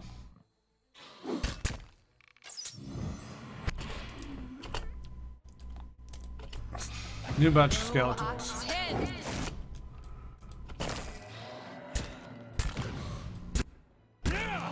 Greift a fila One of the skeletons just got fearlim. murdered.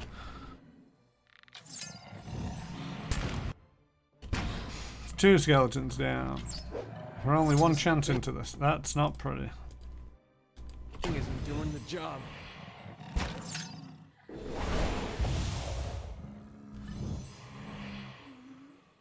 Hey, we did it. God, that was rough. Hey, Alright, we're gonna grab that. We're gonna take a look at this thing.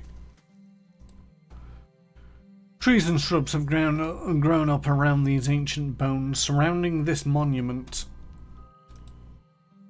to Gawain beneath their leaves.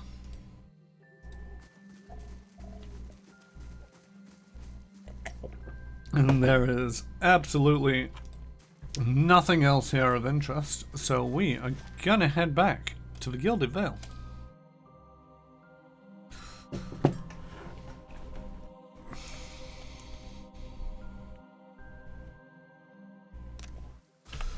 How's everybody doing? So we've just leveled up, me and Eider. So we're at 6,000. Alof's real close, as is Durrance.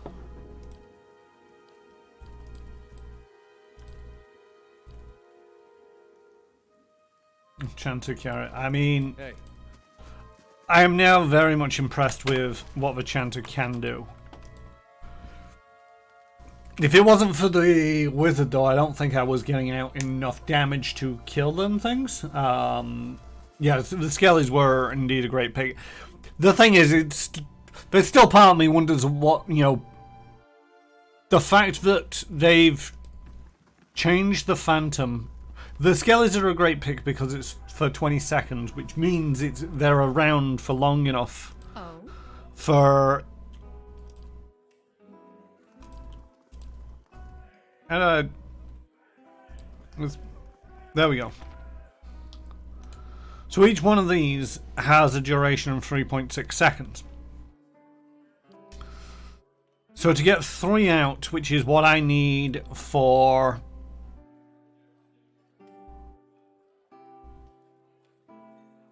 either summoning the Phantom or the Skelly Bobs, their lifespan is longer than the like 10, 11 seconds. So maybe I could have gotten the Phantom out every 3, so they weren't that durable. The main thing is it bought me time because there was 3 of them, and it, on average, required 2 hits to get rid of a Skelly. There was a couple of crits where it took out 1 at a time, and sometimes it just got lucky and it was like down, down, down, but the kiting helped there. The fact that the Phantom only has a 12-second life and there's only 1 of them suggests to me that individually it might be a lot more powerful than the Skellies. Not regretting my choice of the Skeletons, but at the same token, maybe it's worth checking out the other summon. I didn't mean to click on that one. I'd like a room, please. Alright, I accidentally dumped some of this stuff into people's pockets that I really didn't want to do. Excuse me.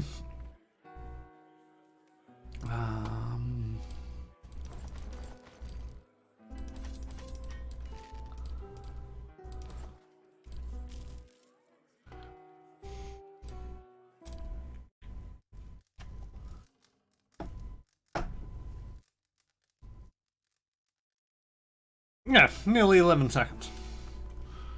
Hey. 10.8 to be precise.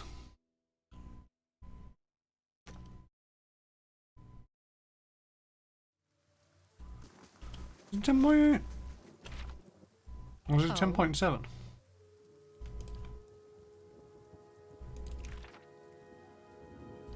Oh, shoot. I wanted that, I wanted that one, I wanted that one, I wanted that one.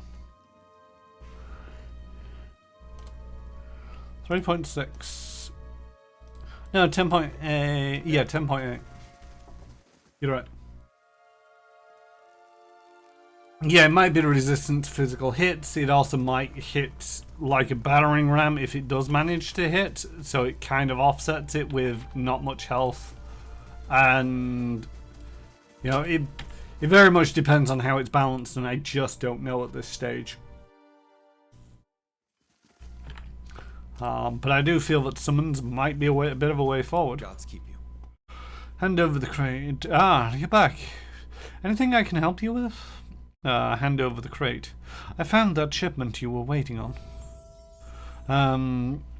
Tao Tan Tu reaches out for this to take the crate, raising it effortlessly onto the counter. His face splits into a broad smile. Why, so you have. This is excellent news. We can finally get back to work and show you real Black Hammer quality. None of these flimsy little swords. Here, I'll give you a taste. He ducks behind the counter and raises with a heavy wooden shield in hand. Might not have much in the way of material to work with, but still, it's still Black Hammer craftsmanship. You go on and take that. A lauded door added to inventory. And here, some coin for your troubles, too. His pleased expression dims. Did you find anyone with the wagon?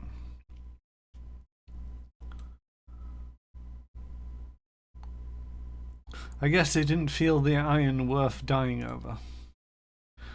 Taruan nods. Perhaps, I certainly hope so. Poor fools, he sighs. I'll have to hire more hands. Either way, I don't suppose you want to settle in the Gilded Vale? Try some delivery work? He winks. You have my thanks for your assistance, friend. Give me some time to work the forge, and you'll have your pick of the next run of weapons. Welcome. Welcome. That might be Liam O'Brien. Maybe. Does he have anything of interest that I'm interested in? He's done a bunch of fine work on some things. I need to actually just double check my character. Yes. A moment. No, it's a pistol and blunderbuss. They're definitely firearms. Welcome.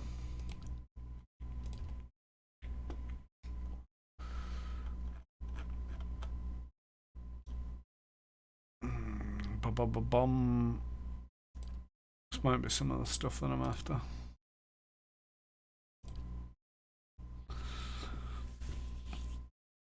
See, that second chance is great, but at the same token, it's like just having 12 DR, 15 against Crush, 9 against Corrode.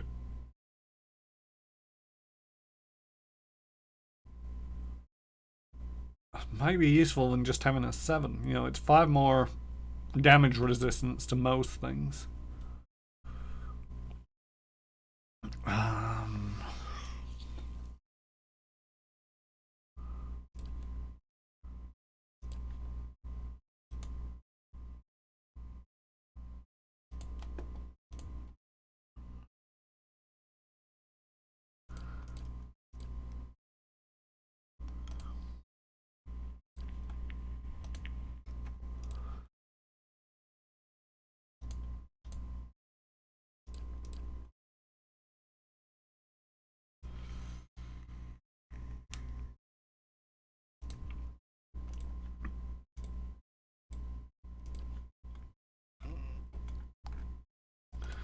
I mean, if we are going down the summoning route, that animat, I don't know what an animat is, but it summons one.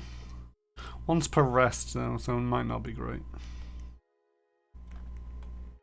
I think I'm going to try the Fine Brigandine.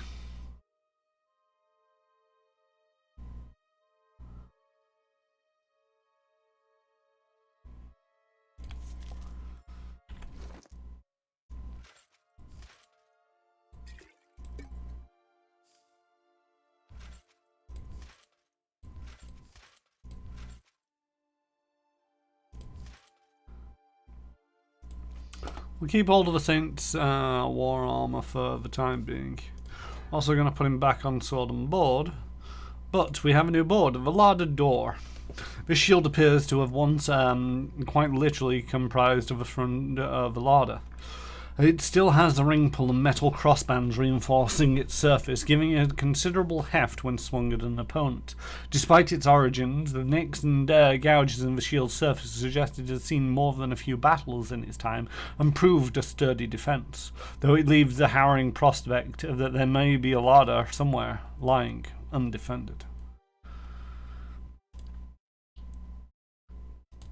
How does that compare to the large shield?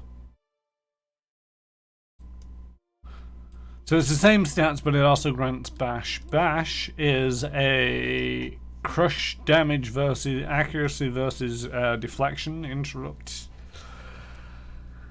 I mean, it's a bit of a nicety, but if we look at their primary weapon, it's a 17, 16, which if they're very good against if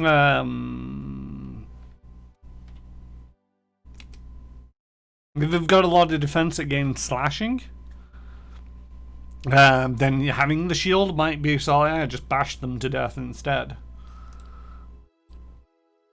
But if not, it's just funny to walk around with a larder door on the arm. Greetings.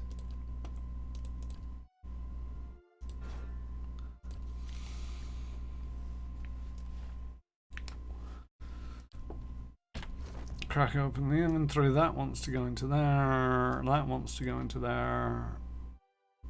Gonna keep hold of that for now. Can you use this Pollock? What's this thing? Pierce and slash. Crush and burn.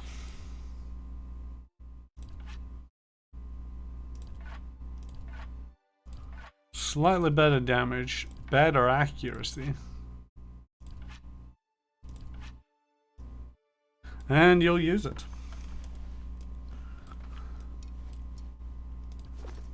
Hey. It'll do. Oh yeah, we got Durant and Aloth leveled up as well. Let's just focus you on lore, because why not? Brilliant Radiance. Enemies take burn damage from the priest's holy radiance. Vassals take increased burn damage. Modifies Holy Radiance. Holy Radiance once per encounter. Friendly AoE plus 16.8 endurance. Foe AoE only vassals. 37.8 burn damage over 3.8 seconds. Modifies it to increase to have just burn damage against everybody. Might be useful. Interdiction condemns a priest's foes, dazing any enemies in the area of effect. Once per encounter, dazing. Yeah. The Faithful of Magran gains an accuracy bonus with sword and arquebus, and can cast a special version of a burst of summer flame. Grants inspired flame. Sword and arquebus is increased by 10 accuracy. Grants a lesser burst of summer flame once per rest. Fast. Does burn damage in a 1.63 meter AoE. Aggrandizing Radiance. Everyone receives less healing from the priest's holy radiance, but the priest gains a bonus to all attributes and movements. Sounds very self-righteous. Inspiring Radiance. Allies gain an accuracy bonus from the priest's holy radiance. Wonder if I can take more than one of these.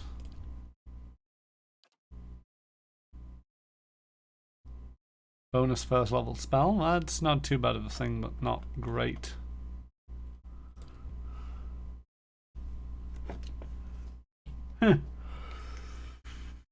Rhyme as summons. This rhyme mimics a chanter's ability to summon skeletons, though it cannot be used until some time has passed in combat and cannot be used frequently. Once per encounter, at least 15 seconds into combat, summon 2 human skeletons. When in doubt, blunt attacks. I mean, one of the great things about the Pollux is it doubles as both a slashing and a blunt weapon.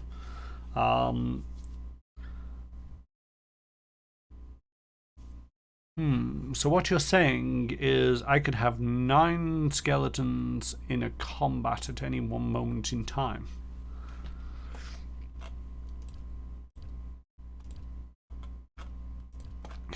I'm feeling this brilliant radiance, or maybe the inspiring one. What's he got? Modifies holy radiance plus 10 accuracy for 12.5 seconds to allies. Or more damage. I'm gonna go with more damage.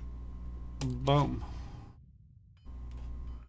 And Aloth. You take lore as well. I don't know. It's a very small list of skills that they have in this. Oh no, you've got at least 1 survival. Oh no, you don't have any survival. Take his survival. Survival's always useful. You know, to say that you can have 6 people in your party and there's 5 skills, it's like, okay, so you'll be stealth, you'll be athletics, you'll be lore, you'll be mechanics, you'll be survival, and you at the end there, do whatever you want. You're useless when it comes to skills. It just feels a bit weird. Oh, get a new spell.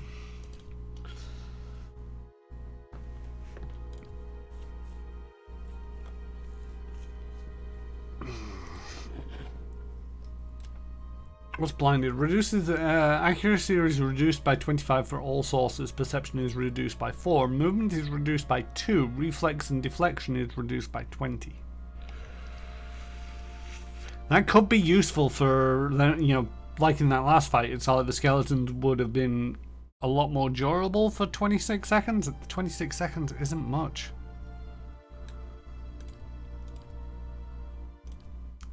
Yeah, Ray of Fire does damage.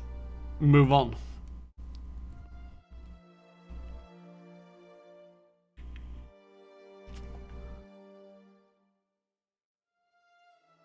Only thing that I don't like about that is its duration of 10 seconds.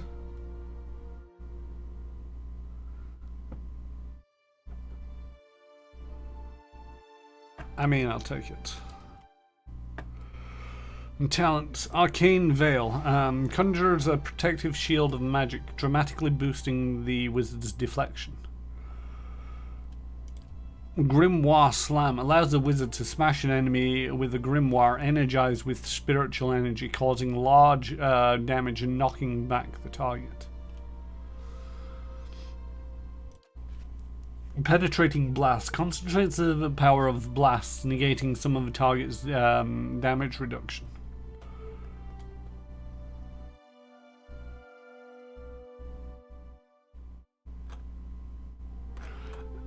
That might not be too bad as well. You not got anything? No, nothing special in any of the other ones. We'll go with that. How may I help?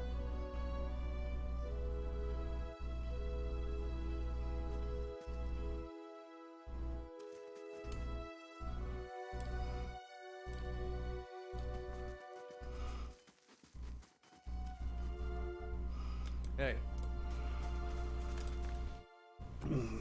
Right.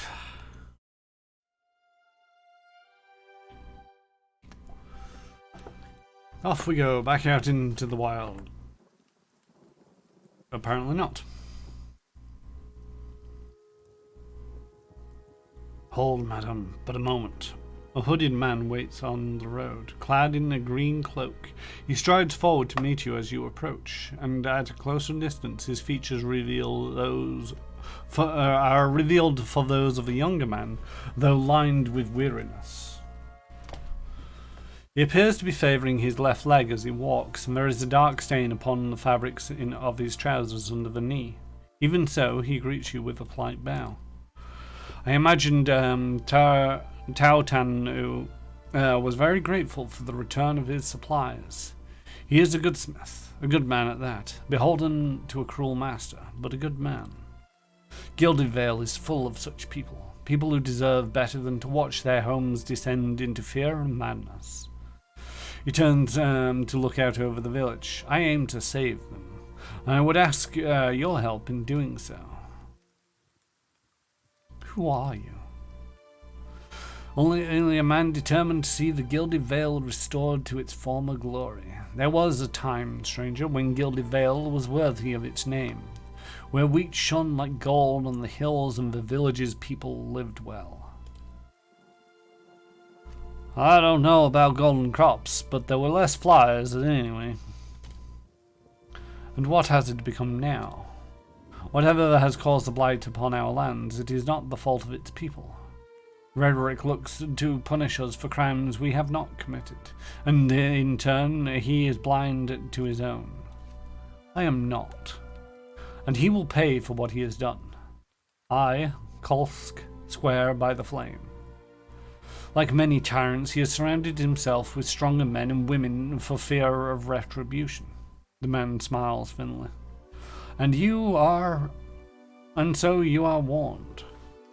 If you would press on despite that, however, I wonder if we might not help one another. What is it you want me to do? The man nods, standing a little straighter. It is a grim task, I ask you, but I assure you there is no other option. Lord Roderick must be stopped.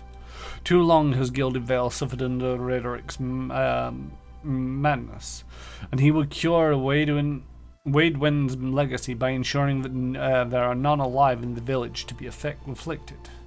I fear his own wife, Ygritte, may be at risk. The man has no mercy in him. We have not stood idly. My people and I breached the defenses, intent on ending Redric's rule ourselves. We entered through the sewers, under the cover of night, but we were routed. His face darkens. There are dark creatures down there in the dungeons, the work of Redric's animancer. It falls to you. Lord Redric has called for further reinforcements, and soon there will be no stopping him. Our time grows short, and in this hour I must beg assistance where I can.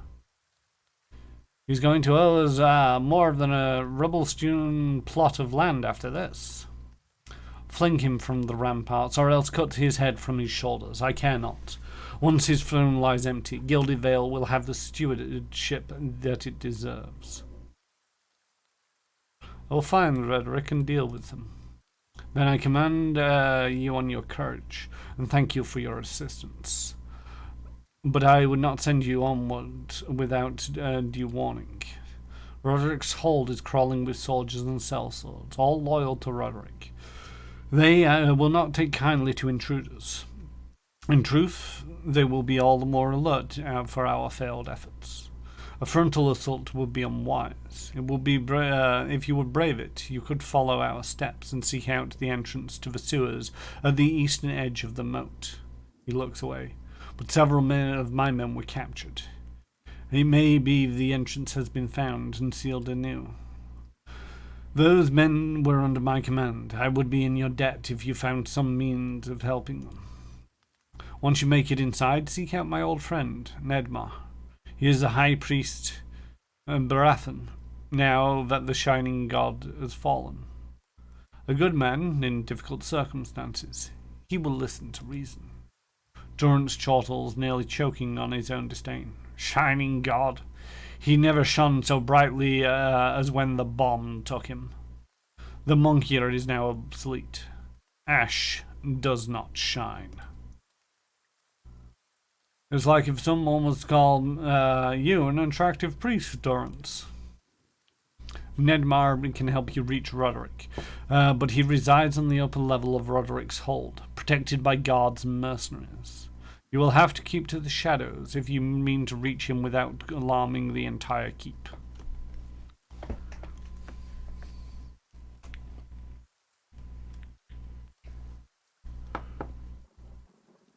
No sense in wasting resources if it isn't necessary. I'll keep your advice in mind. Spoken like a tactician. Keep your wits about you, and I'm sure you will prove the victor. You will find Roderick's hold to the east, past Esternwood. I await word of your success.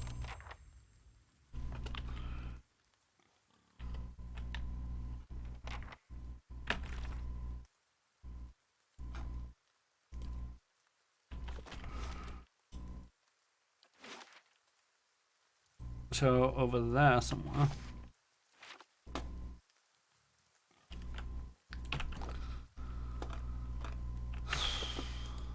I feel that level 4 is a little bit early to be deposing a tyrant.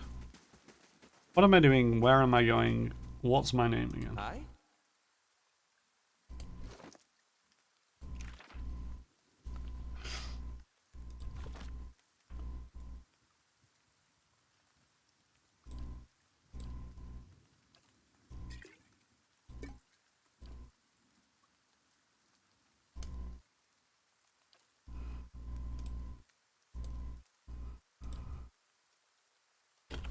We did make level 4. There we go. So that's already got the quality of fine. Oh, that might also be a problem. Money. Not enough money to add fine. Not enough money to add exceptional. Not enough money to add superb. Not enough money to add legendary. Not the only thing that I'm missing in some of these.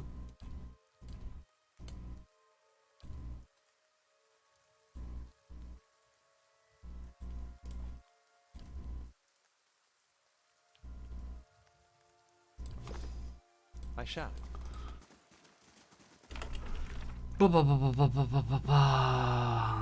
Oh yeah, the mother's plea.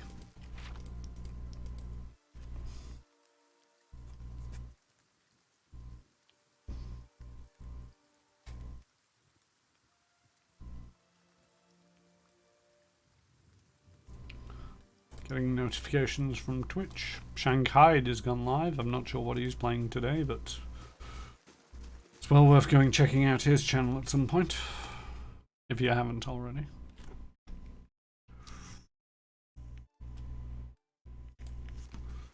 Welcome.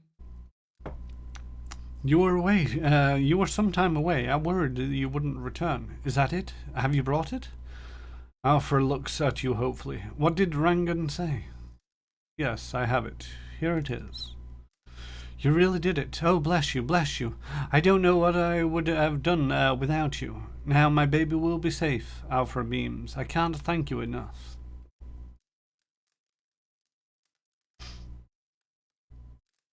Glad to be of assistance.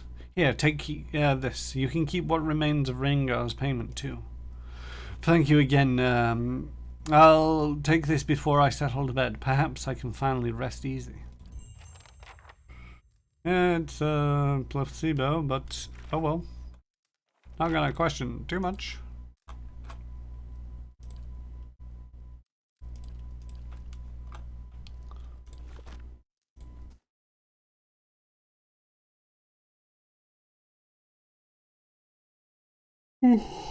Oh, that's one of the things that I wanted to check with Duran. This has a range of 1.7 meters, so 1.8 weapon reach. This has no range and no weapon. Okay, that's a little bit of a concern. Sticking with that until, you know, that way he can actually stand behind the front line. Rather than getting up there, but if he does get surrounded, switch over.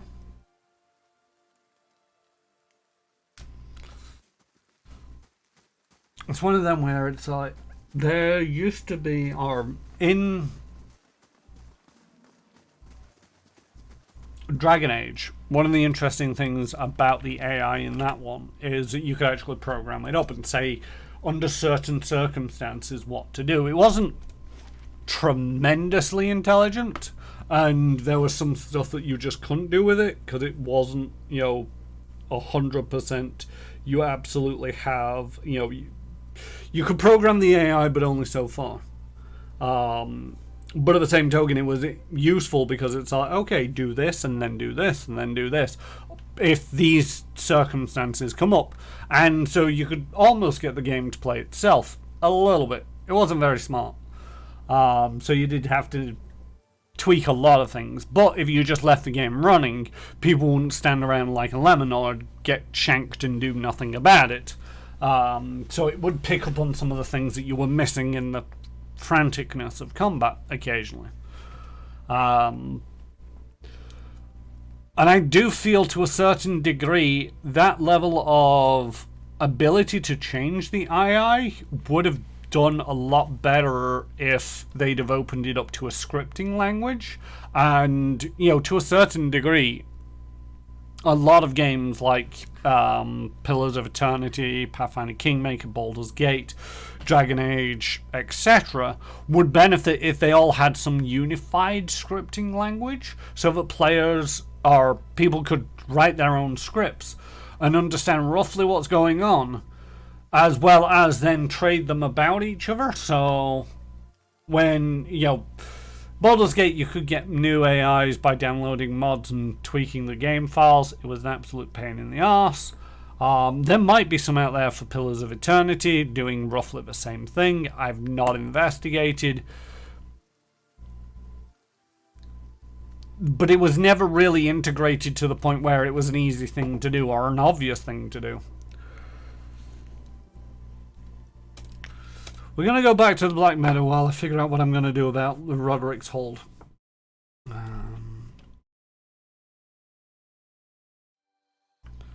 part of me wants to clear this area before I go on. part of me wonders whether I should go on regardless with the main part of the plot. Oh, there's lots of them. These are creepy little things, let me tell you. How may I? Ah, worth and rough.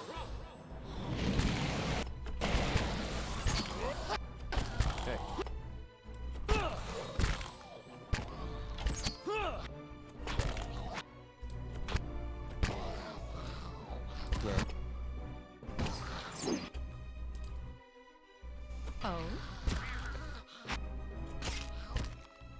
Leave it to me. yes. Hey, What?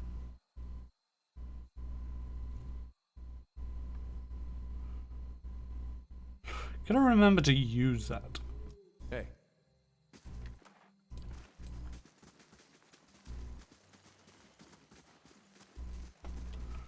They're a creepy little thing.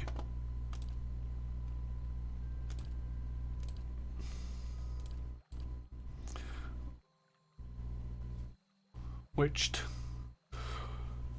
Upon the onset of Waydwin's legacy, desperate families turned to animancers for help.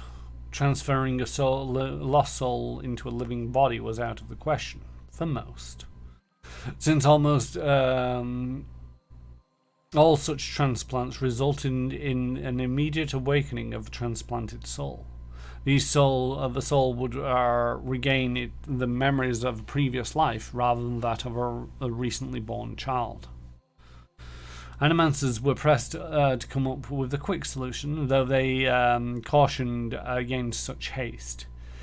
If an animal soul were put into a child's body, the child might gain awareness, instinct, and volition. It was suggested that an animal soul possessed less individual personality and memory than kith souls. The children might be able to grow into their new souls over time and imprint over the weaker animal spirit, thus developing into healthy children. Transplants were quickly performed throughout the Drywood, and tens of thousands of afflicted children underwent the process.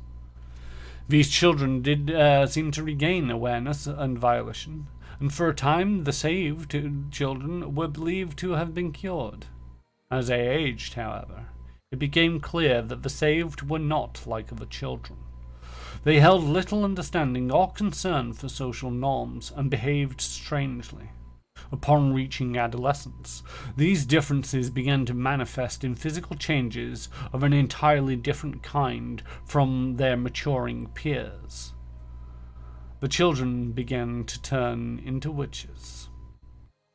The first of these was an Orlean adolescent. Having come of age, she sprouted bestial fangs and acquired a feral appetite, though her family attempted to hide her condition. She eventually butchered them in their beds and escaped into the wilderness. Other saved children soon followed, and vast numbers of broken families were forced to witness their children's transformation into ravening beasts.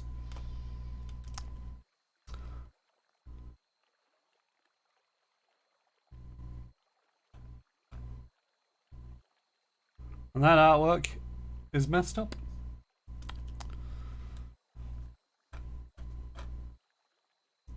I do like games which have got a beastry like this. Even if it's just something simple as a bear. You know, most people are aware of bears, right? Drywood has a healthy bear population, though most avoid the civilized areas and roads used by kith. Nobles sometimes hunt bears for sport, but most colonists, old-timers and Glenfarthams simply avoid them.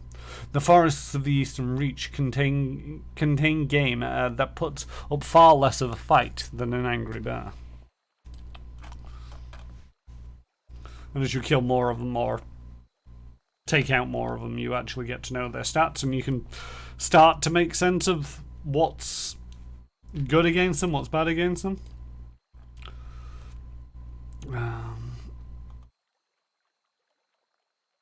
But it doesn't always give you anything. Abilities: wounded bear bonus damage. Damage bonus. I'm guessing when they're wounded they deal bonus damage, but it doesn't say by how much or anything like that.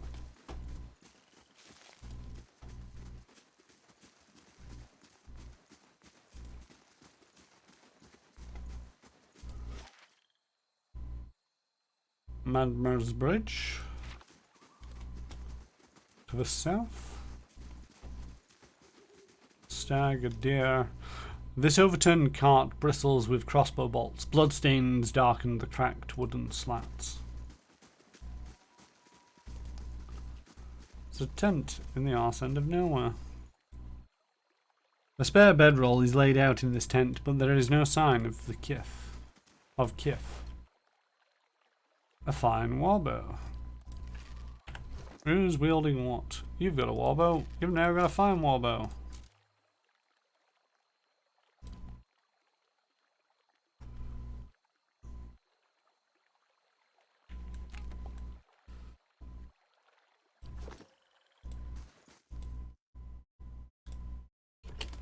Raved, I feel like Spiderlings.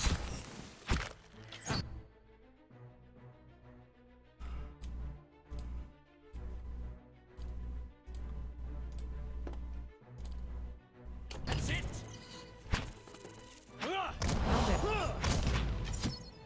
These ones are. Not.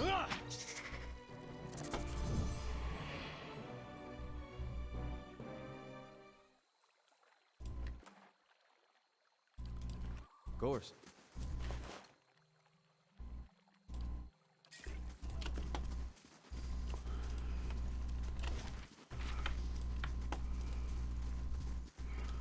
Bum bum bum. Bum bum bum bum bum bum. Bum bum bum. Bum bum bum bum bum.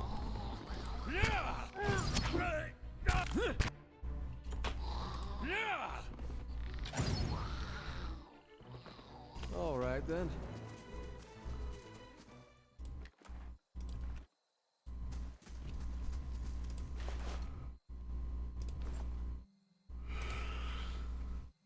Fulvano's boots. This pair of boots is said to have belonged to Fulvano, and bears the initials burnt into the leather would seem to bear that out. Fulvano was very particular about his boots, for they had to endure a great deal of use, and they were constructed to be as hardy as their wearer.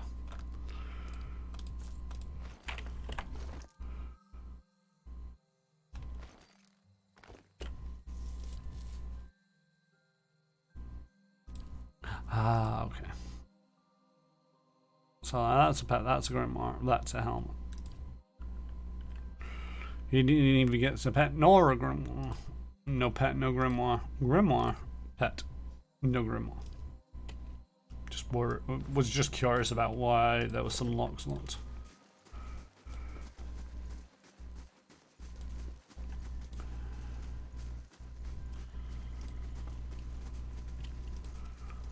So yeah, I do wonder now that I've leveled up a little bit.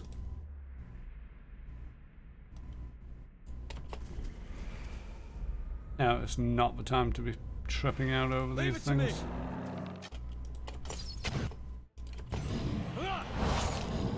finish them. Let us end this. You're not getting. Tripping on his ass.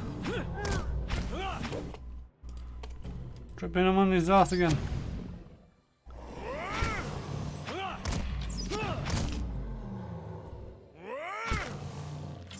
Shank him.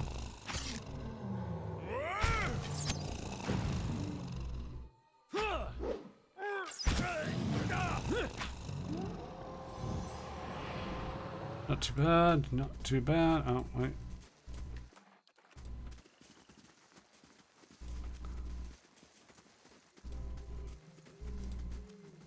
The bones feel as hard as stone, yet surprisingly light.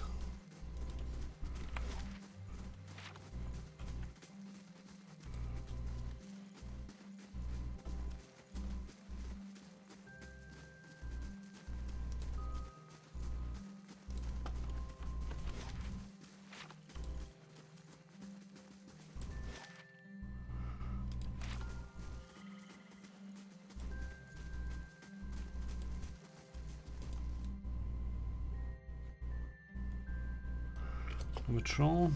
Verathus! Spot on.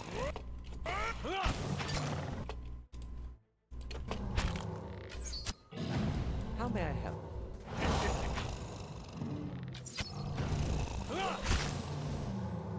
Certainly. Finish them!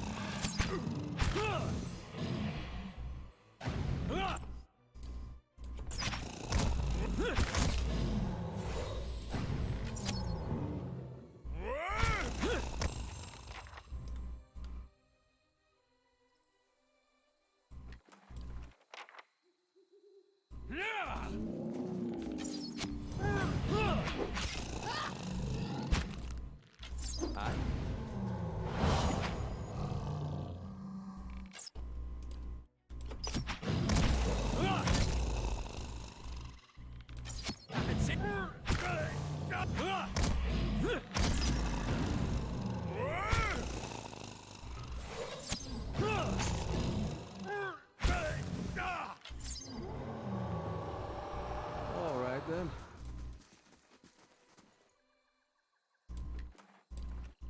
Dum da dum. Da da da da da dum.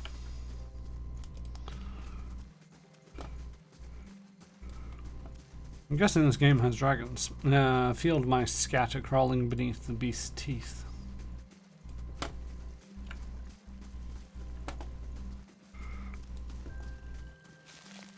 When slowly scrolling around like this, I'm always tempted to try and press WASD to try and move the camera around quickly. Only thing is, this isn't a WASD kind of game, and it just Craved, I feel like fearless. messes up the. So you've got slow mode and half speed and double speed. Leave it to me!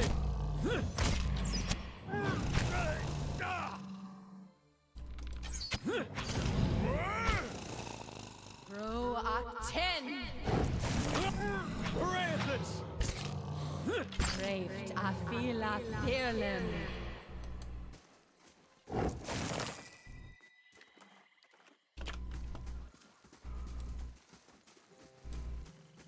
Lot of trolls around. Luckily they're not that dangerous. Well, not anymore at least.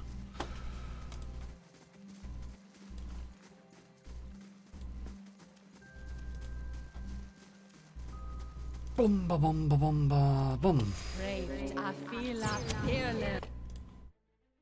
Knock him on his ass. Do the thing. Let's have it out!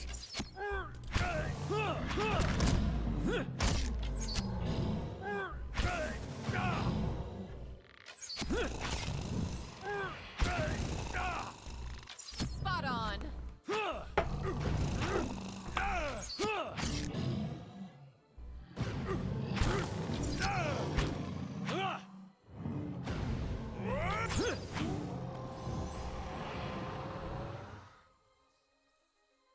All right then. I wonder if I do actually have to hit these trolls with fire damage or acid. Like many D&D game.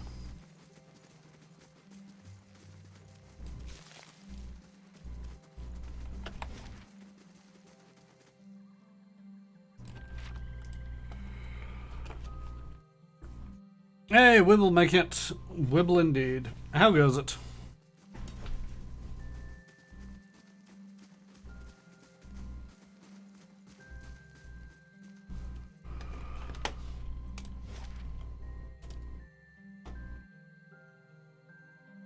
Esternwood.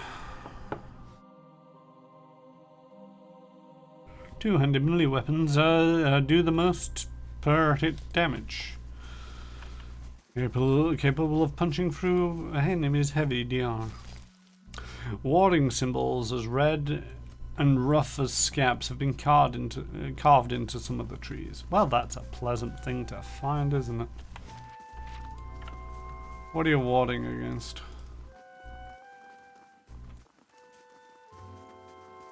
Don't want to tell me that?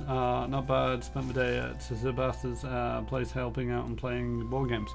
Nice. I do miss board games.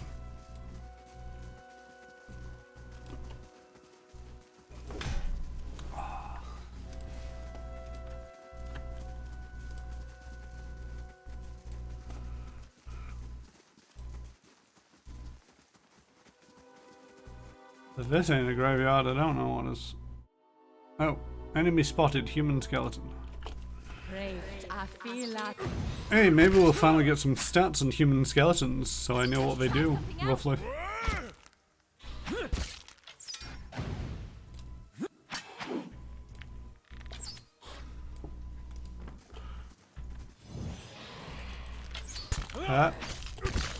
I have just done everything wrong right now. Alright, gather around, everybody.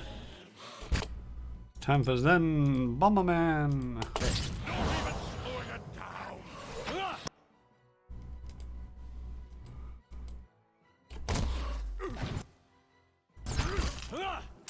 I'll let Marksman's fire bless this one. Ta-da!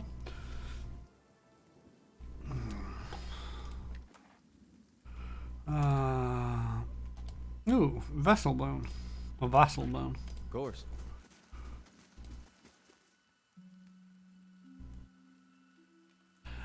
Memorials, JSR. Here lies Ray. It was just not his day. And please, no necromancy. Let him rot in peace. Seriously, he really hates necromancers.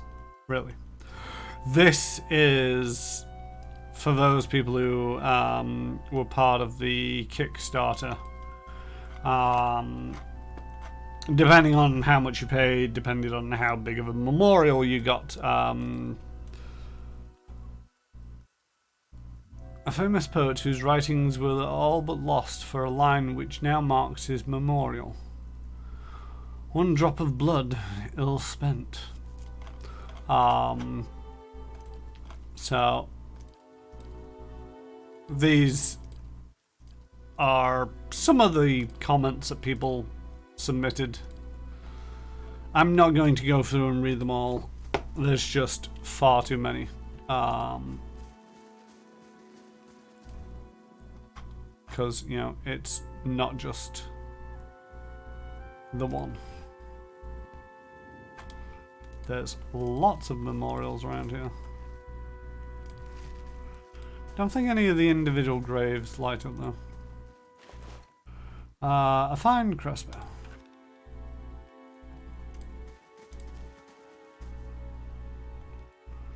Memorials for the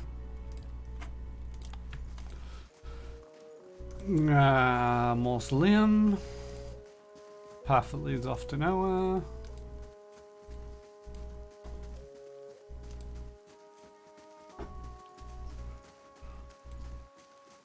Another memorial.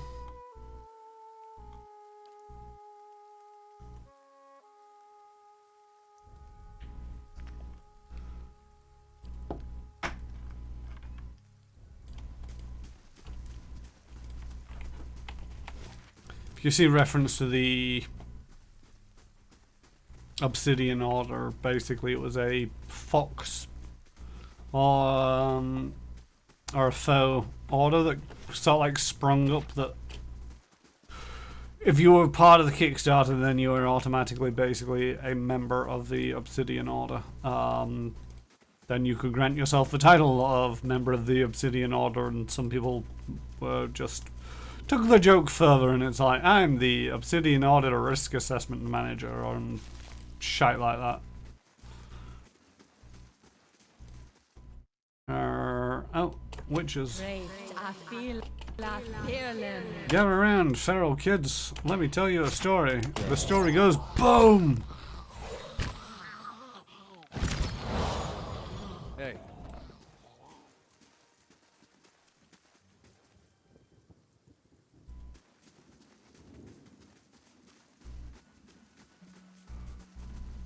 Oh, nearly missed a mushroom of some variety. Ah, shaken bone. Or shaken bone.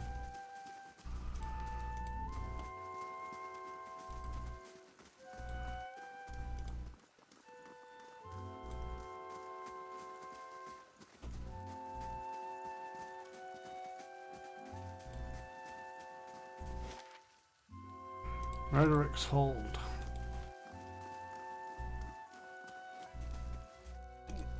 Spiderling? Ah, Spiderling. Verathis! Leave it to me!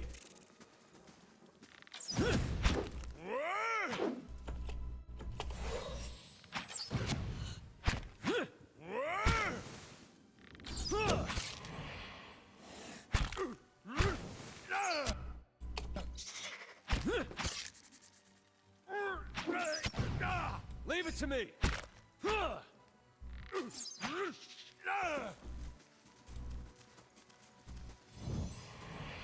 Stag, deer, mushrooms. Did I click off north? There is nothing off north. I miss mushrooms that are growing on that wall. There's a dead body there. Ram horn helmet. Gold rot shoe, jasper, some coins, a quarter staff. Spider leg. There's a witch around somewhere. Oh, there they are. I feel like Make with the bone.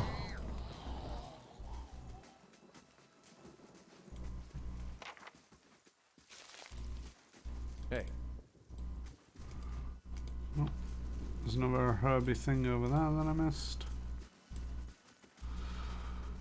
More warding symbols on trees. So we're rather uneventful area this. I'm slightly concerned about Durance's health. Do we actually have any potions that restore health? Endurance. Endurance.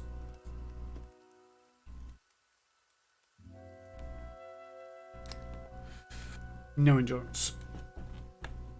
Hey Shin, the ninja penguin, how goes it?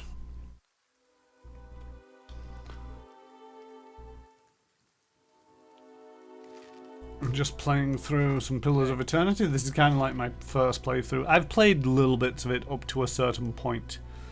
We kind of passed the point that I know. I think I might have gone to Rhetoric's Hold and Sade Newer before, but no idea. Don't recall.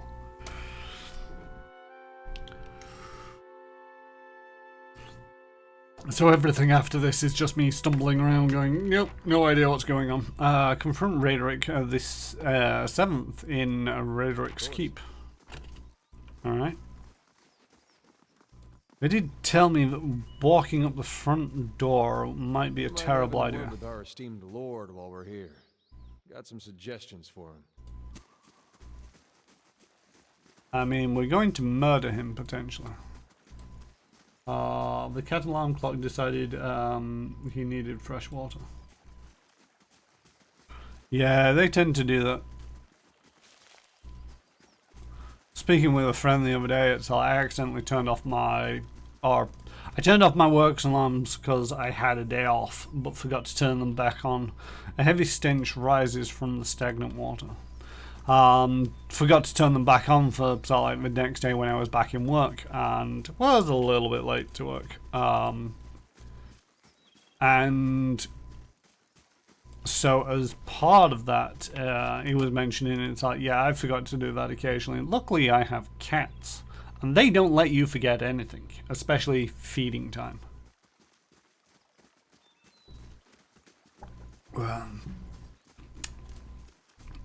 Nope. Chetlam, the guard fixes a glower on you. You have no business here. Lord Rhetoric is not permitting any visitors, merchants, or travelling entertainers. He sneers. Best turn right around.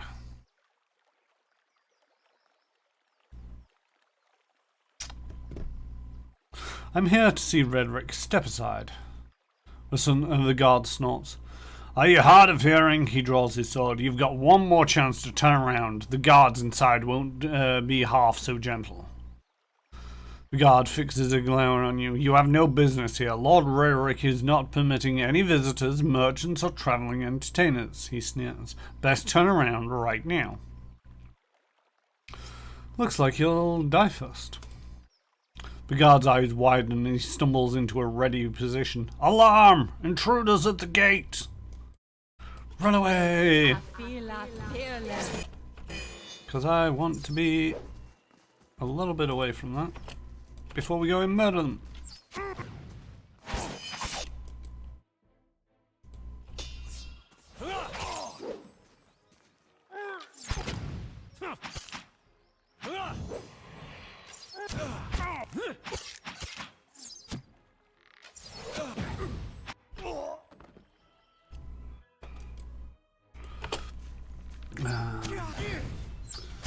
Catalan clocks do not have a snooze button. No, no, they don't. They're not even the most subtle of things. It's not like a very gentle sort of like waking up into it. Occasionally, if they decide they want something, they'll just smack you around the face and it's like, get up! I want things.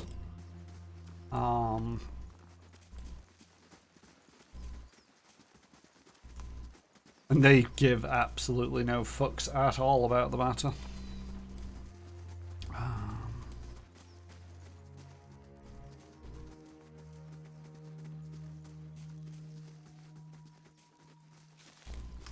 Yeah, have you played Pillars of Eternity, Shin the Ninja Penguin? The heavy stench rises from the stagnant waters. I'm pretty sure that's the same as the other way.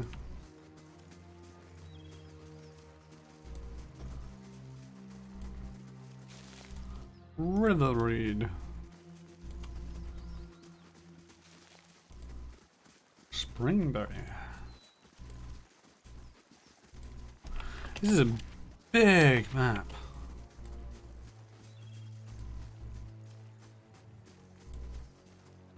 I love the way that it's got the finish line and tree line just enough to stop us from bumping the edge and walking away. Yeah, I had a feeling this was the sewer entrance.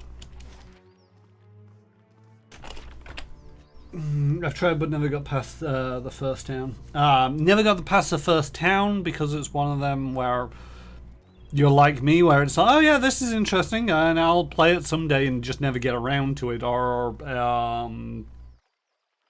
is it just some other reason why you stopped at pretty much the first town? I've already quick saved it.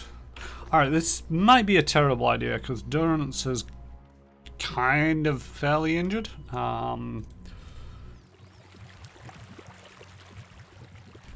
Set into the base of the keep's outer wall, a small sewer grate spills murky, foul-smelling wastewater from the keep's surrounding moat.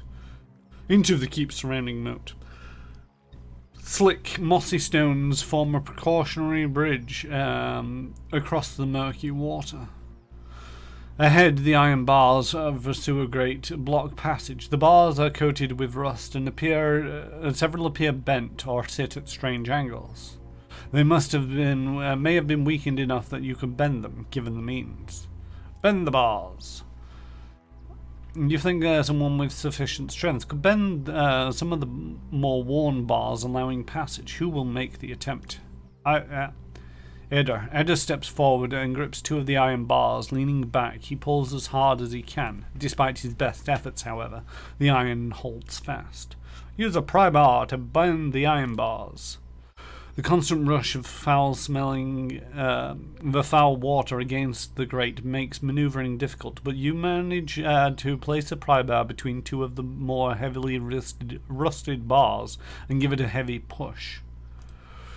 With a groan, one of the iron bars begins to give. You heave, and at the last, the bar snaps free of its base with a crunch. Beyond the broken gate, a dark passage leads further into the keep. Murky water flows through it in a continuous stream.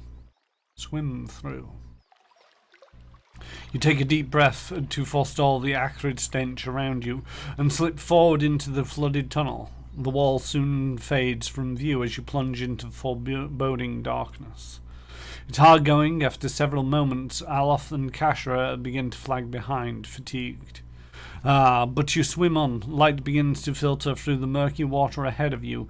You press on, seeking out the source, until you find yourself standing beneath a circular gap in the tunnel and a way out. Having trouble deciding the build of character. Yeah, that can be one of my failings. Whenever I've played this or tried to play this, particularly in the past, I don't think there's plenty of different character builds that I've tried. And it's one of my main failing of these style of games where it's I'll get so far and it's like, you know what, I'm just going to put this down a while and then I'll come back to it and it's like, I actually don't feel like playing a wizard. I feel like playing a rogue or a fighter or a cleric or a warlock or a druid or a paladin or a barbarian or the list goes on and on. Some games aren't too bad. They've only got like 3 classes. You soon figure out which one you want to play. Games like this, where there's like 8 classes, it can be difficult. And also, it depends on what mood you're in. It's actually one of the useful things about me streaming to a certain extent is I'm very much sort of like, once I've started it, unless there is a fatal flaw in a character, you know, like the moment I start up the game and sort of like try to press forward anywhere into it, I just end up dying instantly, and that happens a few times, then chances are I'm just going to stick with it until I've completed it. I've done that with Pathfinder Kingmaker, I've done that with Torment, Tides of Numenera. This is my 3rd such game, and if you're interested in me discussing any of these things, if you actually go over to my YouTube, which should pop in chat every now and again, although if you type in !YouTube, it'll bring up the link to my YouTube where it's got all my previous videos of sort of like going through different aspects of the character generation as I saw it. As well as if you type in !Discord, I've got a Discord where, you know, if you want to discuss general strategies about this or any of the games that I play here, that's a place to just hang out, if nothing else, and talk with like-minded people about video games. Nearly tripped over the trap. Trap disarmed. Revenant. That's not a happy fun time.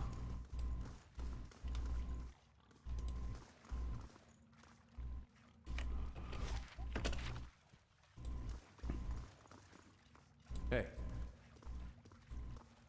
He's wandered off. Is that a goal? Craved, I feel like... Oh. Started making their way around. Leave it to me. Oh, that's a lot of people.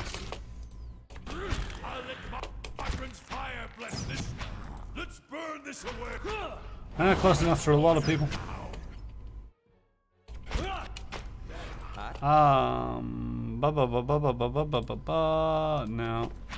Hey. It started thinning out a bit.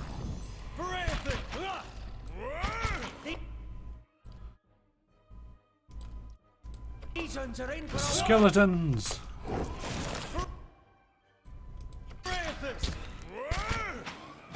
I do like suddenly skeletons.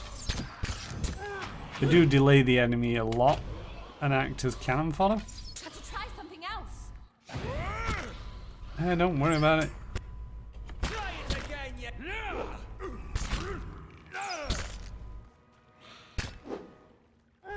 Come on, it's one little skeleton. Take care of it. There we go. That's it. I don't feel there's much point in Not getting through me. chucking out some more skeletons at this stage.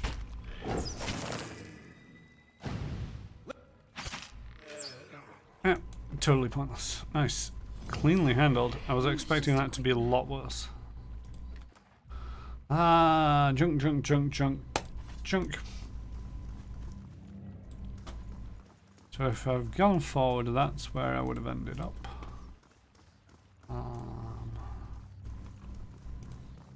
Yeah, I decided eventually to go with the Chanter. I kind of left it open a little bit to chat, but at the same token, Chanter and...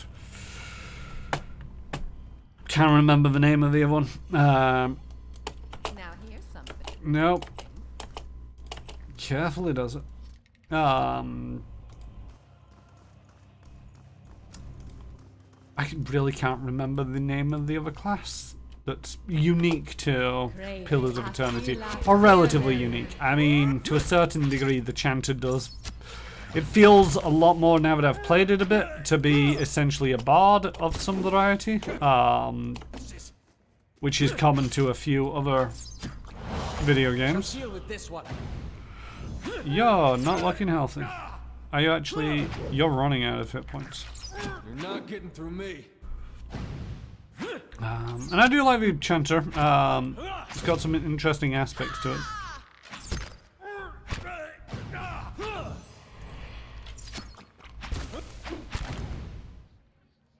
Oh. Hey. So you're actually down to hit points. So what we're All right, probably going to do is just finishing securing this level, maybe? I see chests in here and I want to just stick my head in.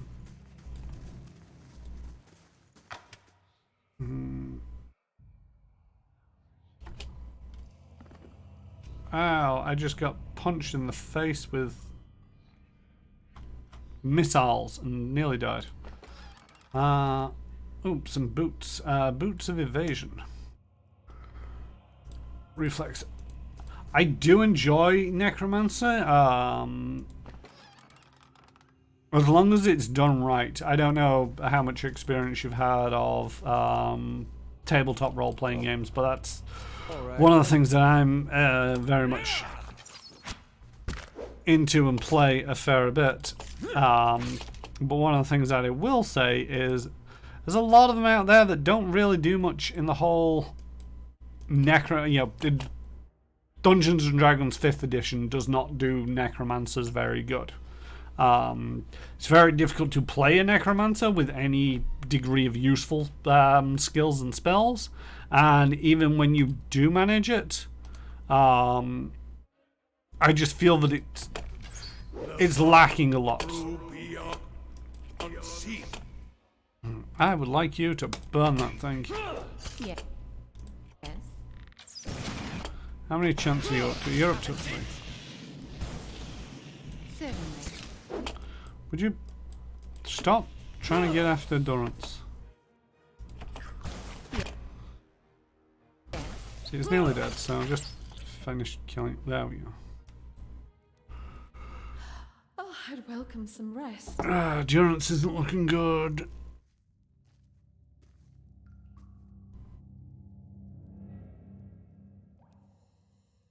Oh, we're okay. It's only Durance who's really bad, but he is starting to get really bad. So we're gonna go see if we can't get back outside.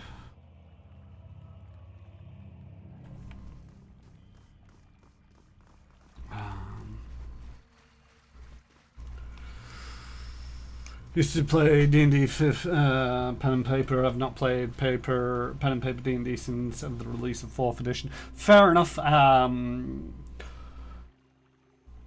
I started becoming aware of D&D back when I used to play Baldur's Gate and the like, way back when, but never actually got into around to playing tabletop D&D. I tried to get into 4th edition. That didn't really go very well for a couple of reasons. But I actually got into D&D when it came to 5th edition, and it's a really nice system. It's really easy to learn.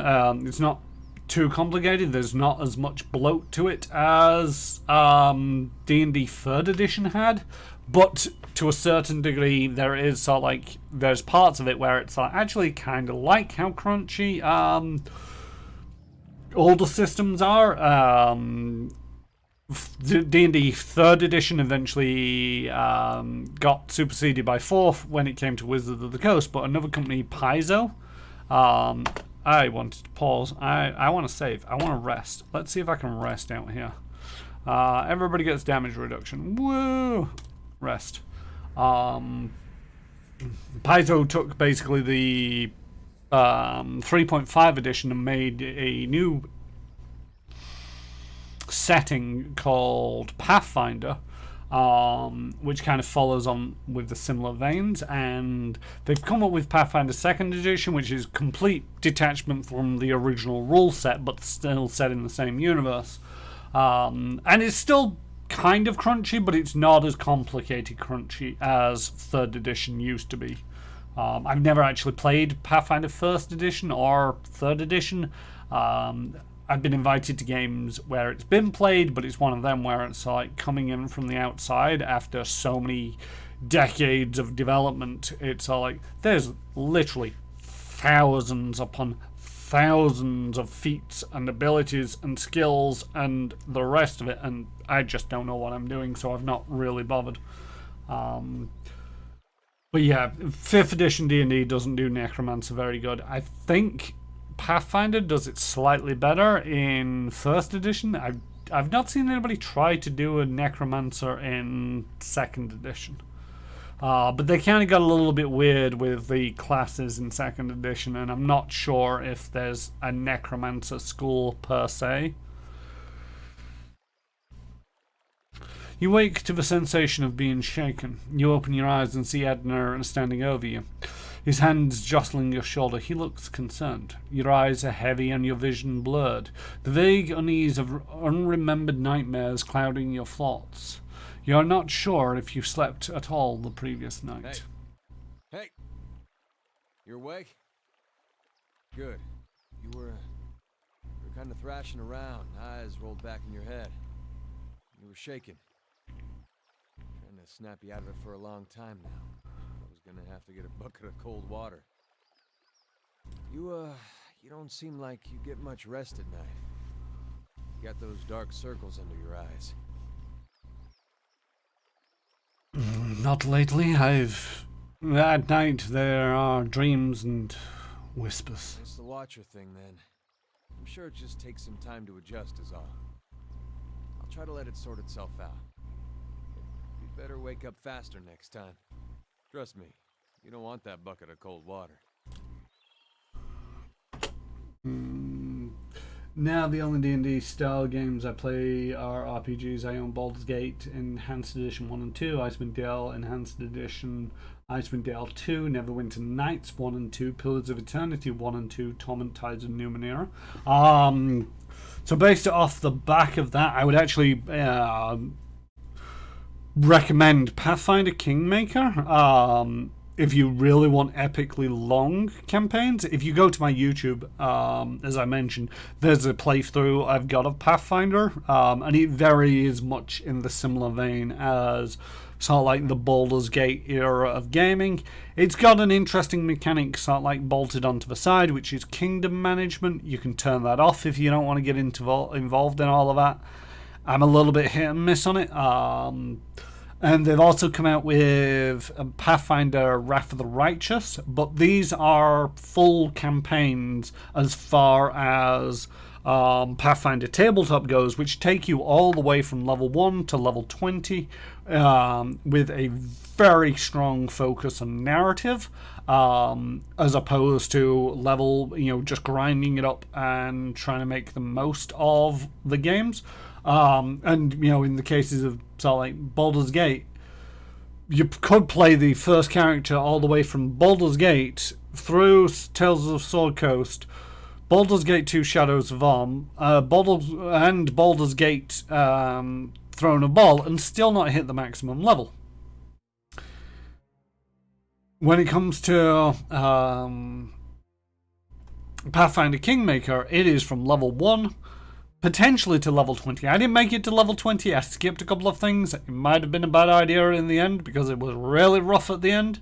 But there's plenty of content in there to take you all the way through. So I generally recommend. I can recommend Pathfinder Kingmaker. I've played that. I own Pathfinder Wrath of the Righteous, but I've not actually played it yet. I intend on playing it first of all on stream, and I've just not gotten around to it. And also, you know, it took me a good 200 hours to complete Pathfinder Kingmaker, and I'm not sure if I've got it in me just yet to be committing to a campaign of that length on stream.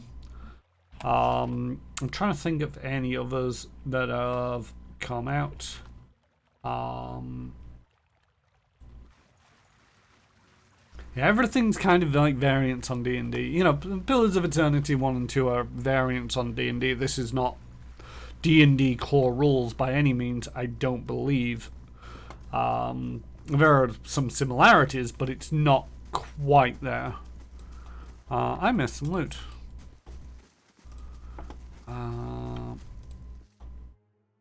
Didn't I come up this way and murder things?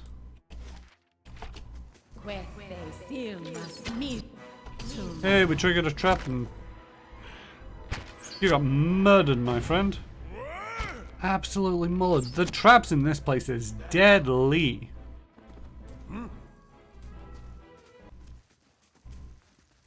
Hey. Yeah, you wrench your shoulder, get over it. All right then.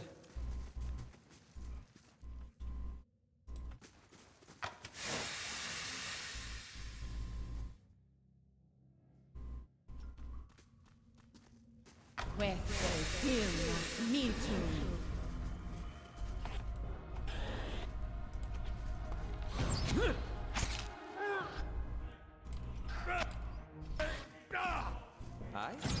Hey. Not even slowing it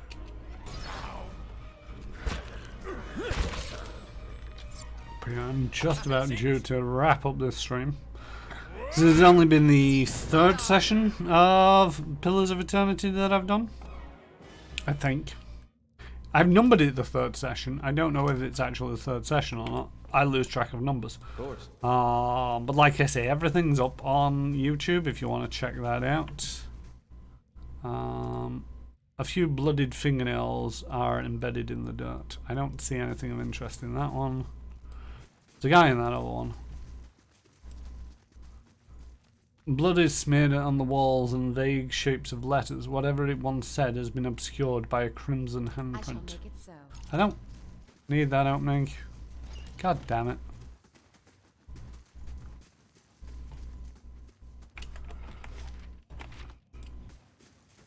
Just find out what this guy's got to say. Hey, over here. Lockpicks required. 1 lockpick out of 18. Yeah, I can do that. Get me out of the cell, please.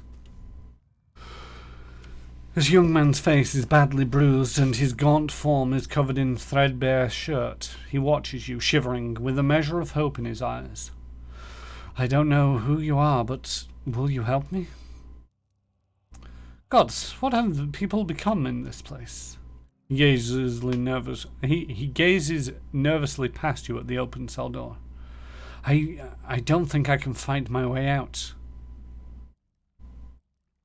I take it you ended up here after assaulting the keep with Kolosk and his men. Yes. He looks away. It seemed a good plan. We got in without incident, and I knew the way.